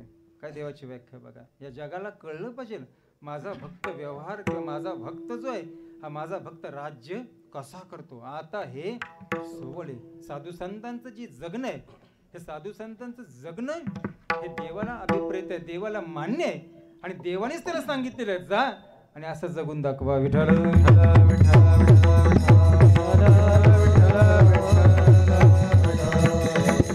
एक दोष गेल्यानंतरचं हे जीवन फार महत्वाचं असतं. दोष नसावा. दोष असल्यानंतरचं जीवन हे स्वतःला पण जगून देत नाही, दोष असल्यानंतरचं जीवन स्वतःला पण जगू देत नाही, पण दोष गेल्यानंतरचं जीवन आपल्याला पण जगावंसं वाटतं आणि समाजाला पण वाटतं हे लोक जगावे.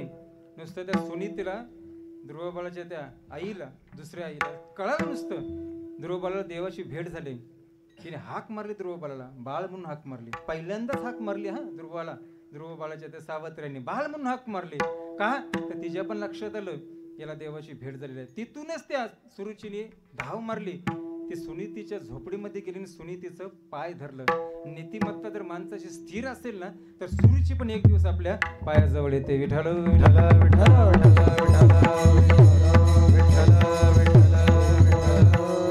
आता हे सोवले झाले त्रिभुवन, विषम घोणे सांडेले. विषमता नको. काय असेल बघा आता कुंतीची पण दृष्टी की त्या 5 पांडवांकडे पाहताना पाचही जणांकडे आपलं म्हणून पाहते. हे कुंतीची दृष्टी आहे आणि धन्य आहे त्या कौशल्याची दृष्टी जी भारतामध्ये रामाला पाहते. विठ्ठल दृष्टी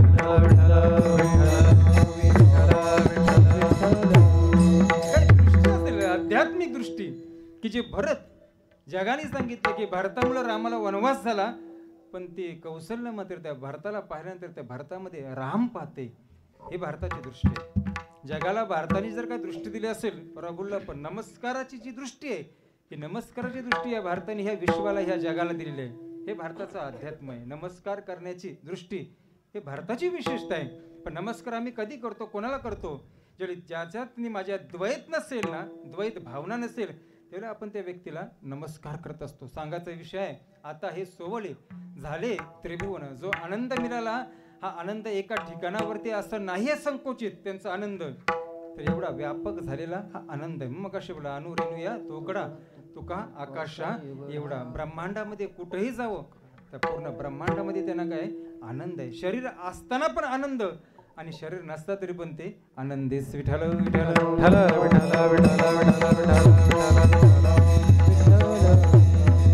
पूर्ण त्रिभुवन विचार करा कुठेच दुःख नाही. जिथे जातील कारण ही बुद्धीच तशी आहे. समाधी हरीची समसुखे विण. ही विषमता कुठे आहे? ही जी विषमता जिला म्हणतो आपण हे विषम बुद्धीमध्येच विषमता असते आणि जिला काही समबुद्धी म्हणतो आपण त्या समबुद्धीमध्ये आपण समाधी म्हणतो. समाधी म्हणजे काही एक शरीराची एक अशी काही आकृती किंवा कुठेतरी आत्मेत जाणं हा समाधीचा प्रकार नाही आहे. समाधीचा प्रकार असतोय की जिथे सगळं आणि सगळं सारखं पण दिसणं याला समाधी म्हणतात. झोप वेगळी असते हो आणि समाधी वेगळी असते. झोपेत जाण्याच्या अगोदर माणूस जसा असतो ना तसाच तो झोपेतून परत आल्यानंतर पण तो तसाच असतो. त्याच्यात काही बदल झालेला नसतो. पण समाधीमध्ये जर एखादा गेला ना आणि तो समाधीमधून जर परत आला तर तो पण सम होतो. विठ्ठल विठ्ठल विठ्ठल विठ्ठल. त्यासाठी कुठल्याही प्रकारचं व्यसन हे नसावं हा फार महत्वाचा विषय आहे. इथपर्यंत दोष घालवण्यासाठी तैसे भोगातून निघता चित्त मज माझी रेखता हालू हालू पंडू सुता मेची उशीर. जीवनामध्ये असणारे दोष हे कसं कमी करता येईल ना याचा प्रत्येक माणसाने अभ्यास करावा. कारण दोषाला कधी कमी समजू नये. प्रत्येकाला वाटत असतं नेहमी आपण म्हणतो ना दुसऱ्याचं काहीतरी समजलं की आपण म्हणतो याचं पाप आणि तीच गोष्ट आमच्याकडून झाली की मात्र आमची चूक. हा आमचा व्यवहार आहे. काय बघा ना तीच गोष्ट क्रिया एकच क्रिया पण दुसरा व्यक्ती करतो त्याला आम्ही त्याला पापी म्हणतो. हे पाप यांनी कसं काय केलं? आणि तीच गोष्ट जेव्हा आम्ही करतो ना त्यावेळी मात्र आम्ही त्याला काय म्हणतो माझ्याकडून चूक झाली मला काय करा माफ करा. माफ होत नाही. का चूक झाली ना कारण आम्ही त्या गोष्टीला काय समजलो लहान समजलो. कुठल्याच गोष्टीला सूक्ष्म समजू नका. परवाची कीर्तन मी बोललो होतो नीतिशास्त्राने अशा काही गोष्टी सांगितल्यात ना की त्याला कधी लहान समजू नका. त्याच्यापैकी एक सांगितलं पापाला कधीच लहान समजायचं नाही. आपल्याला वाटतं हे छोटीशी गोष्ट आहे करून घेतो कोण पाहतोय कोणाला समजतोय कोण कशाला नाव ठेवतो असं नसतं. छोटीशी गोष्ट असते पण हळूहळू जर ते व्यसनामध्ये ती जर रूपांतर झालेत ना तर मात्र ती एवढी मोठी बनून जाते ना की शेवटी मनुष्याला मृत्यूपर्यंत घेऊन जाते. पाप त्याच्यानंतर पुन्हा सांगतात ते अग्नीला कधीच लहान समजू नका. माचीसच्या कांडीमध्ये छोट्या त्या पेटीमध्ये छोटे ते काही कांडे असतात पण मोठी बिल्डिंग जाळण्यासाठी सुद्धा त्या माचीसच्या पेटीतली एक कांडी सुद्धा पुरेशी असते. अग्नीला कधी लहान समजू नका. नागाच्या पिल्लाला सर्पाला सुद्धा कधी लहान समजू नये. छोटासा पिल्लू नागाचा असू द्या ना तर विंचवाचा असू द्या कसला असू द्या लहान समजू नका. आणखीन त्यांनी महत्वाचं सांगितलं ते म्हणजे शत्रूला कधी लहान समजू नका. म्हणून त्या कीर्तनामध्ये बोलत होते, ती एक मॅच पाहिली होती शेवटची, आणि तो कोणतरी महत्वाचाच खेळाडू भारतातला आउट झाला. त्याच्यानंतर तो कॉमेडी करणारा मनुष्य बोलला की अरे नीतिशास्त्रात त्यांनी वाक्य वापरलं की मॅच तर म्हणतो अगदी जवळ आलो होते ना, हा महत्वाचा खेळाडू असा बेजबाबदारपणे का आउट झाला, कारण रन्स तर अजून म्हणतो बऱ्याचशा मारायचे आहेत, पण रन्स जरी थोडे असले ना तरी सुद्धा शत्रू पक्ष कधी आपली बाजू पलटू शकतो. यासाठी छोट्या छोट्या गोष्टीकडे माणसाने लक्ष द्यावं. त्यावेळी मनुष्य ह्या विषमतेवरून या समस्थितीवरती येऊ शकतो. आणि एकदा काही समस्थिती आली जीवनामध्ये की मग मनुष्य मात्र कुठलीच वाईट गोष्ट पाहू शकत नाही. अभंगाचं तिसरं चरण. ब्रह्मपुरी वास करणे अखंड, ब्रह्मपुरी वास करणे अखंड, ब्रह्मपुरी वास करणे अखंड, ब्रह्मपुरी वास करणे अखंड, ब्रह्मपुरी वास करणे अखंड, ब्रह्मपुरी वास करणे अखंड, ब्रह्मपुरी वास करणे अखंड, ब्रह्मपुरी वास करणे अखंड. न देखी जे तोंड विटाळाचे, न देखी जे तोंड विटाळाचे, आता हे सोवळे झाले त्रिभुवन, आता हे सोवळे झाले त्रिभुवन. नदके जे तोंड विटाळाचे,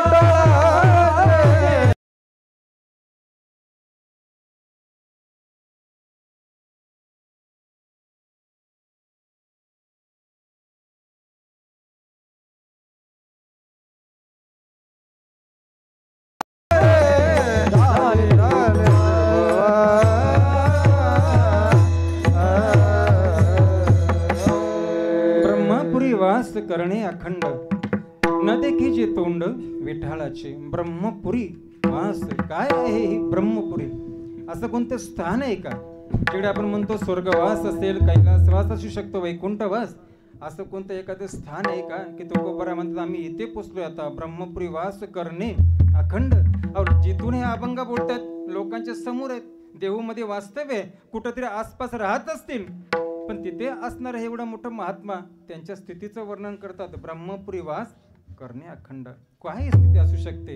इकडे आपण नेहमीच एक ओवी बोलत असतो, बुद्धी निश्चय आत्मज्ञान, ब्रह्मनिष्ठा राखे पूर्ण, तत्परायण आहारनिश्चय. बुद्धी निश्चय आत्मज्ञान ब्रह्मरूप भावी आपण. ज्या ठिकाणी बुद्धी पूर्ण स्थिर झालेली आहे ते म्हणतात विटाल. याचा अर्थ काय? समबुद्धीला द्वैत मान्य नाही, हा त्यांचा विचार आहे. जे काही बुद्धी सम आहे त्या समबुद्धीला द्वैत म्हणजे मी आणि माझं, हे मी माझं पण मान्यच नाही. जिथं मी माझं पण आलं तिथं अभिमान आला, माझं तुझं आलं, अनेक गोष्टी अनेक विकार येतात केवळ या एका बुद्धीतून, ज्या बुद्धीला म्हणतो आपण द्वैत बुद्धी. द्वैत बुद्धी म्हणजे दोघे जण, हा एक मी पण आणि माझं पण, ईश्वर पण आणि संसार पण, आत्मा पण आणि हा देह पण. हा जो कुठे द्वैत आहे, ज्या ठिकाणी भेद आहे ना, ज्या ठिकाणी भेद, त्या भेदाला ते म्हणतात विटाळ म्हणतात. आपण कधी कधी म्हणतो जन्माला आल्यानंतर त्याला लोक म्हणतात सुईर आला, मेल्यानंतर लोक म्हणतात सुतक आला, त्याला पण लोक विटाळ म्हणतात. हे आपले शब्द आहेत, पण साधू संतांच्या ठिकाणी हे विटाळ नाहीच आहेत. ते फक्त ह्या बुद्धीला विटाळ म्हणतात की ज्या बुद्धीमध्ये हे द्वैत आहे तिथं. हा द्वैत काय करतो सांगा ना? एक तर मान अपमान ह्या ज्या काही गोष्टी आहेत ना, ह्या गोष्टी ह्या द्वैतातूनच येत असतात. मान अपमान एकदा भेटला ना मान मनुष्याला, बस झालं ना, बस झाला. आता आर्यामध्ये मोठे मोठे हार घातले लोकांनी, आता असं वाटतं 2-4 वर्ष लोकांनी हारच घालून नाही. आता विठाल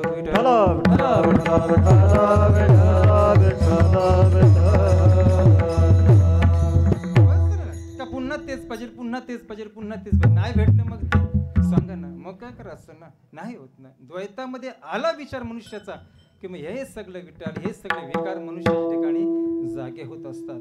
मान अपमान, कोणाच्या ठिकाणी मान अपमान आहे? कोणाला वाटतो मान अपमान? कोणाला अभिमान वाटतो? ज्याला हे सगळं आठवते त्याला द्वैतामध्ये. पण हनुमंतानी पण, देवानी पण बघा हनुमंतालाच पाठवलं सीतेकडे आणि सांगितलं जा आणि माझ्या बलाचं वर्णन कर. आर्यामध्ये आपण एक वेगळा विषय मांडला होता. आर्यामध्ये प्रभू रामचंद्राने स्वतःचं दुःख हनुमंताला सांगितलं आणि जा सांगितलं सीतेला जाऊन माझं दुःख सांग काय ते. का हनुमंताला पाठवलं होतं? कारण हनुमंताला स्वतःचं दुःखच नव्हतं म्हणून श्रीरामाने त्या हनुमंताला निवडलं होतं. माझं दुःख तिकडे जाऊन सांग. आता दुसरा विषय सांगतो. दोनच गोष्टी सांगितल्या होत्या निरोपामध्ये. एक दुःख सांग आणि दुसरं म्हणजे माझं जे बळ आहे ना ते बळ सांग. कारण सीता चिंतेमध्ये पडलं होतं. अरे एवढे दिवस झाले मी रावणाच्या अशोक वाटिकेमध्ये, राम येत का नाहीत? ज्या अर्थी राम येत नाहीत याचा अर्थ रामाकडे बळ राहिलं की नाही ही शंका ते सीतेच्या मनामध्ये यायला लागली. तेव्हा हनुमंताला पाठवलं. हनुमंतालाच का पाठवलं असेल? तिथे दुसरा कोण नव्हता का? कितीतरी मोठे मोठे योद्धे तेवढे रामाच्या जवळ असताना सुद्धा श्रीरामाने हनुमानालाच सांगितलं जा आणि माझ्या बलाचं वर्णन सीतेजवळ कर. का असं असेल? का दुसरा कोण? का नाही पाठवलं? याला कारण एकच आहे. ज्याला स्वतःच्या बलाची आठवण आहे ना, ज्याला स्वतःच्या बलाची आठवण आहे, ज्याला स्वतःच्या सामर्थ्याची आठवण आहे, ज्याला स्वतःच्या विद्वत्तेची आठवण आहे, तो मनुष्य फक्त आपल्याच बलाचं वर्णन करेल, देवाच्या बलाचं नाही.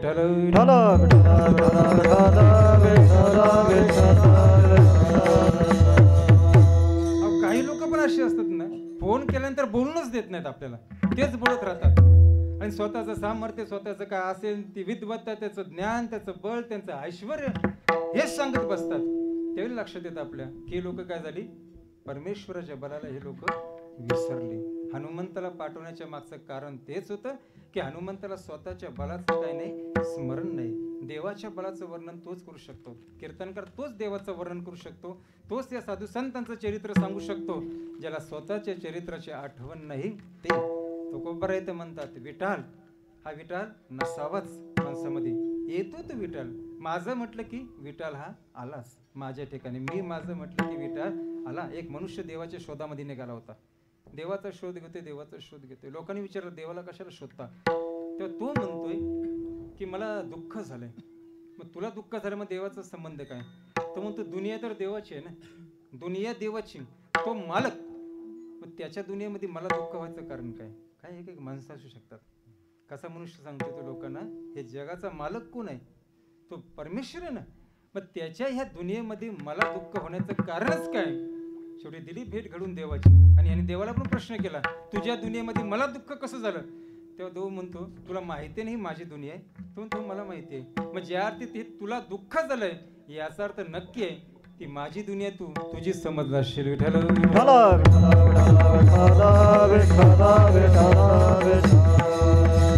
ज्या ज्या वस्तूला ज्या ज्या गोष्टीला आम्ही माझं म्हटलेलं आहे ना त्याच गोष्टीने आम्हाला संसारात दुःख दिलेलं आहे. दुसरं कसलंच नाही. हेच या संसारातलं सगळ्यात मोठं विठाल आहे.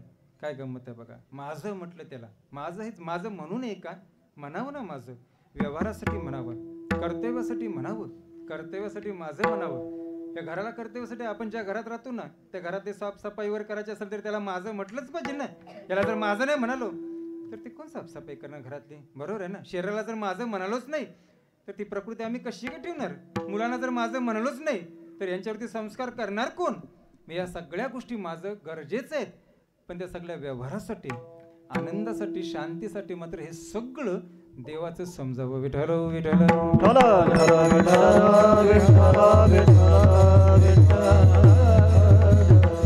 ब्रह्मपुरी वास करणे अखंड न देखी जे तोंड विठ्ठलाचे. त्या अवस्थेमध्ये राहून ब्रह्मपुरी बुद्धीचा पूर्ण निश्चय करून त्यांचा चाललेला हा व्यवहार एवढा एवढा एवढा सुंदर आहे की शेवटला पण ते म्हणतात आता आम्ही कसे आहोत तिथे पण आता अभंगाच्या शेवट तुका म्हणे माये कंताचा वास, तुका म्हणे माये कंताचा वास, तुका म्हणे कंताचा वास, तुका म्हणे एकंताचा वास, तुका म्हणे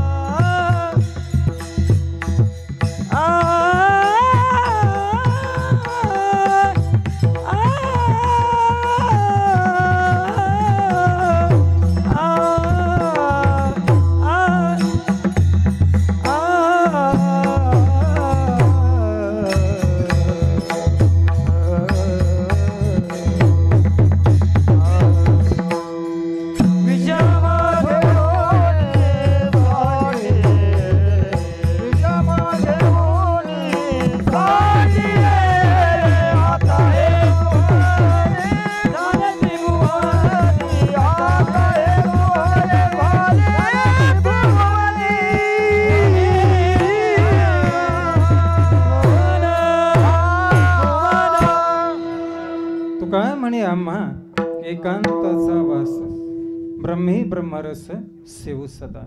एकांत फार महत्वाचा शब्द आहे आणि मनुष्याला एकांत प्रिय असावा. एकटेपणा आवडावं माणसाला. मागे पण बोललो तुम्हाला, दिवसभरामध्ये थोडा वेळ तरी देवाशी बोला. थोडा वेळ 10-15 मिनिटं देवाशी बोला, एकटेपणात बोला. कारण देवाशी एकटेपणात बोलण्याचा परिणाम वेगळा असतो. आल्या लक्षात? आपण कधी देवाला कोणाची तक्रारी सांगू शकत नाही. बरं, देवाजवळ काय वाईट अपशब्द बोलू शकत नाही. हळूहळू का होतो त्या बोलण्याचा परिणाम. दररोज 10-15 मिनिटं एकांतामध्ये देवाशी बोलण्याचा परिणाम असा होतो की आपण लोकांमध्ये आल्यानंतर पण तशा पद्धतीनेच बोलायला लागतो. हा परिणाम असतो. समाजामध्ये राहतो, लोकांमध्ये राहतो, लोकांच्या भाषेप्रमाणे बोलतो आणि त्याचा आपल्यावरती एवढा परिणाम होतो ना की आपण आपल्यालाच विसरून जातो आणि मग त्याचं दुःख होतं. गंमत ह्याने सांगितली होती मागे, एका घरामध्ये चोरी झाली. घरातच चोरी झाली. आता चोरी झाल्यानंतर ही चूक कोणाची असेल? चोराची चूक की ज्याच्या घरी चोरी झाली असेल त्याची चूक. सांगा कोणाची चूक असेल? घरामध्ये चोरी झाली. आता चोरी झाल्यानंतर चूक कोणाची? चोराची चूक की ह्या ज्याच्या घरात चोरी झाली त्याची चूक? कोणाची चूक आहे? खरंच सांगू का, चूक त्याचीच असते हो. ज्याला दुःख होतं ना त्याची चूक असते. पहिल्यांदा दुःख त्या घर मालकाला झालं ज्याच्या घरामध्ये चोरी झाली, कारण त्याला दुःख झालं. नंतर असं झालंय की 2 दिवसामध्ये चोर सापडला. चोर सापडल्यानंतर त्याचं जे काही धन नेलं होतं चोरून ते आता त्या मालकाला भेटलं. पण चोराला मात्र शिक्षा झाली. जशी शिक्षा झाली तसं त्याला काय झालं? दुःख झालं. आणि दुःख झालं याचा अर्थ त्याची चूक सिद्ध झाली. आम्हाला जेव्हा जेव्हा जीवनामध्ये दुःख होतं ना समजून जायचं तेव्हा चूक ही आपलीच आहे. आणि सगळ्यात मोठी चूक एकच आहे, आम्ही देवाला विसरलेलो आहोत.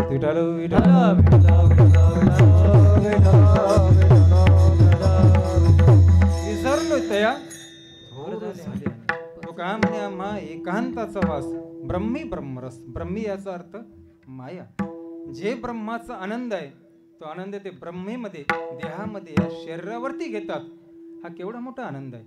अहो, ब्रह्मरूप अवस्थेमध्ये असणार राजा जनक असू द्या ना ते ह्या ब्रह्मरूप अवस्थेमध्ये असणार उद्धव असू द्या, ह्या दोघांना पण वाटलं या देहावरती यावं, प्रेम रूपवरती प्रेम भावनेवरती यावं. आणि हे काय जगणं ह्या गवळणींचं हे थोडंसं जगून पाहूया. तो का म्हणे आम्हा एकांताचा वास ब्रह्मी ब्रह्मरस सेवू सदा.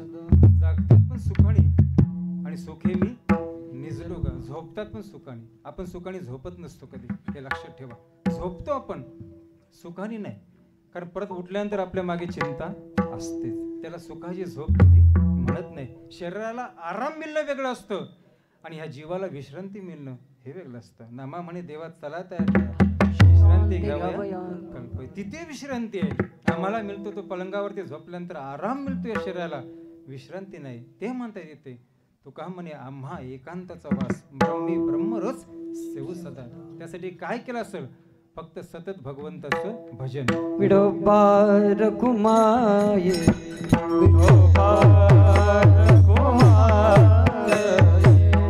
विठोबा रघुमाये जय जय विठोबा रघुमाये जय जय विठोबा रघुमाये जय जय विठोबा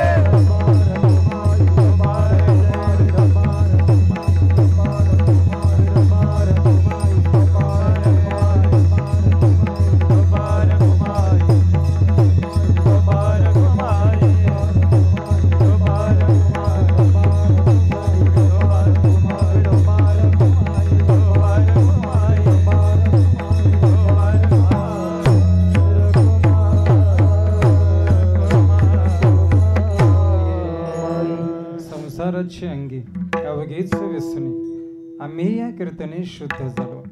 आता हे सोवळे झालीत विषम गोवणी सांडिले ब्रह्मपुरी वास करणे अखंड न देखीचे तोंड विटाळाचे. तुका म्हणे आम्हा एकांताचा वास ब्रह्मी ब्रह्मरस सेव सदा. आता हे सोवळे झाली त्रिभुवन विषम गोवणे सांडिले. आता शब्द फार महत्वाचा आहे. आता मी निश्चिंती पावलो विसावा. तुका म्हणे आता येणे जाणे नाही. आता हा जो काही शब्द आहे वर्तमान काळात जगणं हे फार महत्वाचं आहे. हा संसार आहे जोपर्यंत प्रारब्ध आहे तोपर्यंत आपल्याला इथं जगावं लागणार आहे. परंतु एकीकडे प्रारब्ध हे प्रारब्ध भोगत असतं ना आपल्याकडे जर काही विशेषता काय असेल ना तर ते म्हणजे मनुष्याकडे आपलं एक तर हे शरीर आणि दुसरी म्हणजे ही बुद्धी. अनेक वेळा येणारी ही संकट येणारी ही दुःख याच्यावरती जर आम्ही मात करू शकत नसलो तर याला जबाबदारी एकच आहे आमची बुद्धी. एखादा मनुष्य कर्जबाजारी असतो. किती कर्ज असू द्या लाख असेल एखाद्यावरती 10 लाख असेल 20 लाख 50 लाख 1 कोटी असू द्या नंतर 100 कोटी रुपये असू द्या किती असू द्या का दुःख व्हायचं का नाराज व्हायचं. परमेश्वराने बुद्धी दिलेली आहे याचा व्यवस्थित जर उपयोग केला ना तर लाख 2 लाख आणि लाख कोटी हे साधी गोष्ट आहे. फक्त बुद्धीचा योग्य उपयोग करा. परवा पण बोलवतो मी इथे अध्यात्म दुसरं काही नाही. फक्त बुद्धी ठिकाणावरती असते ना का बस झालं. बुद्धी ठिकाणावरती ठेवूया आणि बुद्धी ठिकाणावरती ठेवण्यासाठीच त्या साधू संतांचं हे एवढं मोठं काम आहे. त्या संतांचं भजन करा. ज्ञानोबाराया माझ्या तुकोबाराया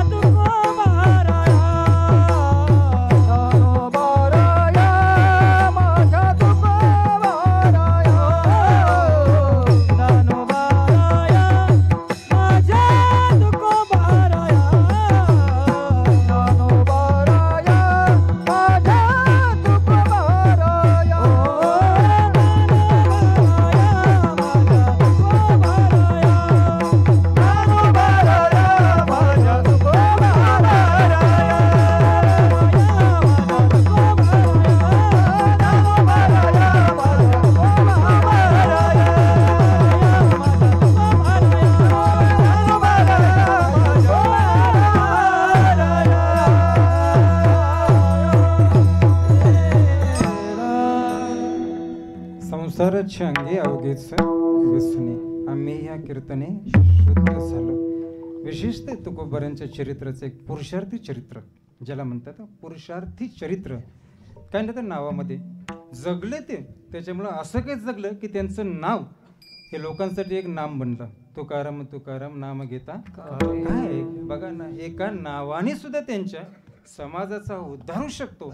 त्या नावाचा जरी जप केला तरी पण समाजाचं कल्याण होते. भगवंताचं नाव विशेष नाही आहे की ज्या नावाच्या मागे भगवंताच्या नामामध्ये जेवढं देवच सामर्थ्य आहे ना कलियुगी उद्धार हरीचे नामे. भगवंताच्या नामामध्ये सुद्धा तेवढंच सामर्थ्य आहे. फक्त काय ज्याचं नाव घेऊ ना तो पण त्याच्या समोर असावा त्याचं स्मरण असावं. त्याचं स्मरण करून जर ते नाव घेतलं तर त्या नावाचा परिणाम होत असतो. नाही तर एखाद्या व्यक्तीचं पण ते नाव असतं पण ते नाव घेऊन नाव घेतल्याचं फळ कधी मिळत नाही. त्याचं स्मरण करू त्याची प्रतिमा त्याची आठवण जर आमच्या डोळ्यासमोर असेल तर जीवन आमचं धन्य आहे. अनेक वर्षे बापूंची सेवा एक प्रभाव या पूर्ण समाजावरती पडला. एक कर्तृत्वाने एक त्यांचं ते वैराग्य बरोबर आपण बोललो आपण सुरुवात आणि शेवटपर्यंत त्या वैराग्याने जगणं हे सोपं काम नाही. म्हणून मगाशी तुम्हाला दृष्टांत दिला होता साधूच्या समोर असा पैसा झाला नाही की ज्याच्यावर त्याने हात मारले आला त्याच्यावरती तो लाथच मारत गेला. पण त्यांचं जीवन तसं नव्हतं, त्यागी जीवन. सगळं आपण ग्रामस्थ मंडळी, मला पण बरं वाटते सारखा आता मी त्याच लोकांसमोर आहे. बरेच दिवस, आठवड्यातून 4-4, 5-5 दिवस पण हे लोक माझ्या समोर आहेत. मला पण प्रश्न पडतो प्रत्येक अरे बापरे, का ते सांगायचं का आता, आज पुन्हा ते उद्या परत 4 दिवसांनी परत आहेत, पुन्हा 2 दिवसांनी आहेतच ते. बरं वाटते, त्यात अभ्यास पण होत जातोय. आव्हान स्वीकारणं हे आपल्या बुद्धीचं काम आहे. आणि एक खरं आहे, मागे हटायचं नाही, मागे बाजूला व्हायचं नाही. मागे हटणारच नाहीत, कारण कुठल्या प्रलोभनासाठी आम्ही आणि कुठल्या सन्मानासाठी पुढे आलेली माणसंच नव्हत. त्याच्यामुळे तो सन्मान भेटो न भेटो सेवा करीत राहणं हे आमचं शेवटपर्यंत कर्तव्य असेल. सगळी तुम्ही टालकरी मंडळी, म्हणून मी सुरुवातीलाच बोललेलं आहे धाटामध्ये बापूंच्या 13व्या दिवशी की आम्ही सेवेकरी आहोत. आणि एक गंमत सांगतो, सेवेकरी वाढवता येतात, मालक वाढवता येत नाही. मालक हा एक असतो. सगळीचे सगळी सेवेकरी, दोघेच नाही आम्ही, हे सगळे जेवढे टालकरी उभे आहेत ना. आणि टालकऱ्यांचं मला फार कौतुक वाटतं. अतिशय मला जर या कार्यक्रमात कोण आवडत असेल ना सगळ्यात जास्त, तर तो टालकरी बिचारा कधी सन्मानासाठी पुढे आलेला नाही. कुठे पंगत भेटेल तर कुठे पण बसतो. ती पहिली पंगत का दुसरी का तिसरी, ती त्या टालकऱ्याला काही माहिती नसतो. भेटेल ते खातो. आम्हाला एक वेगळी VIP ट्रीटमेंट असते, किंवा वेगळ्या भाज्या असतात का असं, तो भाग वेगळा असतो. पण यांचं बिचारांचं तसं नाही हो. येतात, कोण सायकलवरती येत असेल, कोण आणखीन काय गाडीवरती येतो, स्वतःच्या प्रवासाने येतात, पण मात्र उपस्थित राहतात. काय मिळेल ती सेवा करतात आणि बिचारे गप्प घरी जातात. लोकांचं लक्ष आमच्यावरती आहे हे तुम्ही लक्षात ठेवा, पण देवाचं लक्ष मात्र तुमच्यावरती आहे. असो झालेली सेवा सगळ्या गावठाण ग्रामस्थ मंडळी तुमच्या चरणी सेवा अर्पण करतो. बापूंच्या जागेवरती उभा केलात याबद्दल तुमचा आभार मानतो. एक सेवक म्हणूनच उभा आहे. पुन्हा ते वाक्य सांगतो की गादीवरती उभा आहोत, देवाच्या गादीवर उभं राहावं, पण स्वतःला देव समजू नाही. सेवा पुन्हा सगळ्यांच्या चरणी अर्पण करतो. सेवेला येते. जय विठ्ठल जय जय विठ्ठल. जय विठ्ठल जय जय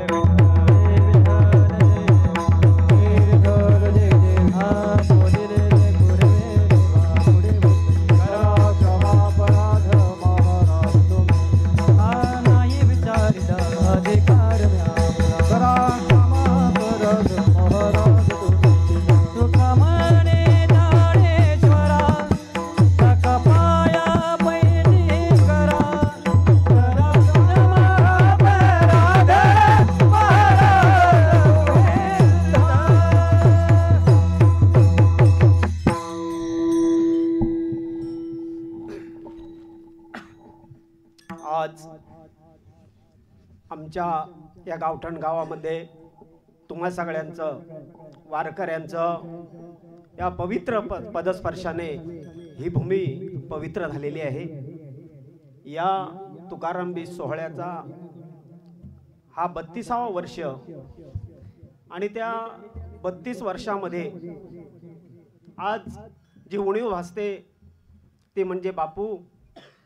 कारण या पूर्ण मंदिराचं काम चालू असताना, म्हणजे पायाचा शिलान्यासापासून ते थेट कळसापर्यंत, आणि त्या 94 सालापासून किंवा त्या 2 ते 3 वर्षाच्या कालावधीमध्ये मंदिर पूर्ण होईपर्यंत सतत प्रत्येक आठवड्याला 15 दिवसांनी मंदिर कसं झालं आहे, कसं व्हायला पाहिजे याचीच पूर्णच्या पूर्ण देखरेख करून, आणि हा कार्यक्रम कशा पद्धतीने साजरा करावा याची जी परंपरा जी राखून दिलेली आहे, आणि त्या परंपरेचं तंतोतंत पालन करून आज 32 वर्ष ही आमच्याकडून सेवा होत आहे. आज एवढ्या 32 वर्षामध्ये आजचा पहिलाच वर्ष आहे की बापूंच्या विना हा कार्यक्रम आम्ही साजरा करतोय. जरी बापू आपल्यातून गेलेले असले तरी त्यांच्या स्मृती ह्या आपल्या सगळ्यांच्या मनात, नवे गावठाणकरांच्यात. कारण त्यांनी सगळं आपलं तन मन धनाने सुद्धा या ठिकाणी प्रत्येक मंदिराला मोलाचा हातभार लावलेला आहे. आणि त्यांचं सतत चिंतन करणं किंवा त्यांची आठवण करणं हे आमचं ग्रामस्थांचं काम आहे. आणि आजही आपल्या त्याच्यात जरी गेले दिगंबर विश्वविभूती, राहिल्या त्या कीर्ती जगामाजी, या संपूर्ण आठवण स्मृतिरूपाने त्या आपल्या सगळ्यांच्या हृदयामध्ये नक्की स्थित आहेत आणि याच्या पुढं राहतील. आज बरेचशा परिसरातून, मेढा परिसर, आरा चणेरा परिसर, त्याचप्रमाणे रोहा वारसा परिसर, तसेच कोलाड परिसर, घाटाव किल्ला परिसर, या सगळ्या परिसरातून आपण जे का मोलाचं या ठिकाणी सहकार्य दाखवलं, तिथं उपस्थिती दाखवलीत, त्यासाठी गावठण ग्रामस्थांतर्फे आपलं सहर्ष स्वागत करतो आणि आभारही व्यक्त करतो. आणि या ठिकाणी जी सेवा झाली, कारण आमचं शब्द होतं की बापूंच्या जागेवर कोणाला उभा करावं, हे दोन सेवेकरी म्हणून आपल्या समोर जे उभे आहेत, एक नितीन दादा मांडवकर आणि त्याचप्रमाणे दिनेश भाई कडव, या सतत बापूंच्या संपर्कात, बापूंचा अनुयायी, बापूंनी दिलेली शिकवण आणि तशी शिकवण आपल्या सगळ्यांच्या ह्याच्यामध्ये ते आपल्याला भरत आहेत. आणि बापूंनी जी दिलेली शिकवण आहे त्याच पद्धतीने, आणि मुळात महाराजांनी म्हटलं की ही सेवा ही सर्वश्रेष्ठ आहे. आणि त्याचप्रमाणे आम्ही देखील जिथपासून बापूंच्या संपर्कामध्ये आलो, गेली जवळजवळ 40 वर्ष बापूंच्या संपर्कामध्ये आहे, आणि त्याप्रमाणे सेवा कशी करावी हे बापूंनी शिकवलेलं आहे. आणि आजपर्यंत आमच्या हातून त्याच पद्धतीने आपल्या सगळ्यांची सेवा घडत आहे. आणि म्हणून बापूंचं वेळोवेळी आठवण येणं किंवा प्रत्येक समारंभामध्ये बापूंची आठवण येतच राहणार आहे. आणि बापूंचा आशीर्वाद आम्हा सगळ्यांवर आहे. हे सगळं आपल्याला दिसून येते की आपलं सगळे हे तरुण आहेत, आणि या तरुण वर्गाच्या वाच्यावरती सगळं वारकरी आहेत, आणि सगळं बापूंच्या माध्यमातून तयार झालेले हे सगळं वारकरी. बोललं की सगळ्यात जे आवडते आहेत की मला टाळकरी आहेत, कारण हे जर टाळकरी नसतील तर आपलं कुठलंही भूषण हे कुचकामी आहे. त्यामुळं सगळ्या कीर्तनकारांचं इथं होणाऱ्या ही पंचक्रोशी आहे, हा सगळा रोहा तालुक्याचा जो परिसर आहे, हे सगळ्या महाराष्ट्राचंच भूषण आहे असं जर मी म्हटलं तर वावगं ठरणार नाही. पुनश्च एकदा सगळ्या उपस्थितांचा या हार्दिक आभार व्यक्त करतो. त्याचप्रमाणे आज या आम्हाला लाईव्ह हे जे कीर्तन दाखवलं ते आरेगावचे गणेश शिंदे, त्याचप्रमाणे अजित दिवकर, अक्षय आगळे हे या ठिकाणी उपस्थित आहेत. त्यांनी बहुमोलाचं आम्हाला सहकार्य केलेलं आहे. मी त्यांना विनंती करतो की आपण त्यांनी या ठिकाणी यावं. आम्ही तुमचा छोटासा सत्कार करणार आहोत, त्याचा तुम्ही स्वीकार करावा. या लवकर, तिघांनी पण या.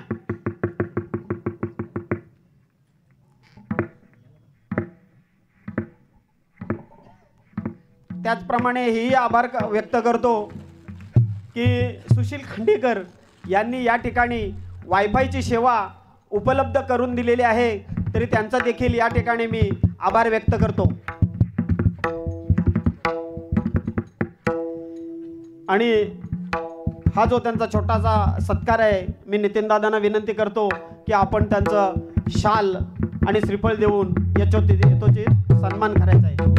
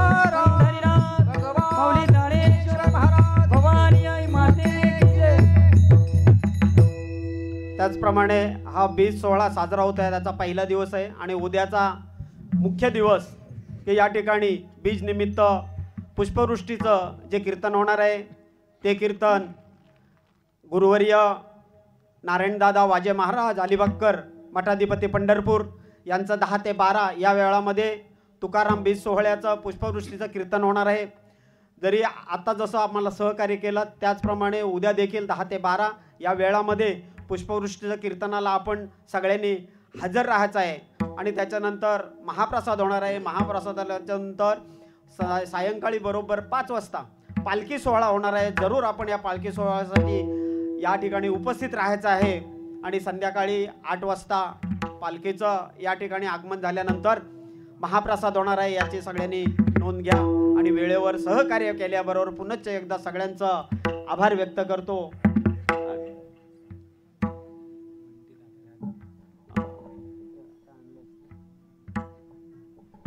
सुशील खांडेकर उपस्थित नाहीत. त्यांच्या घराण्यातील या ठिकाणी उपस्थित असलेले बंटी खांडेकर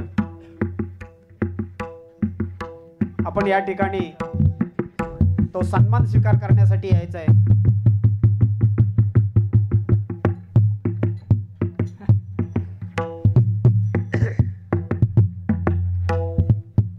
अरे कुठे गेला होता तो? इथं गेला. ज्ञानदेव तुकाराम, ज्ञानदेव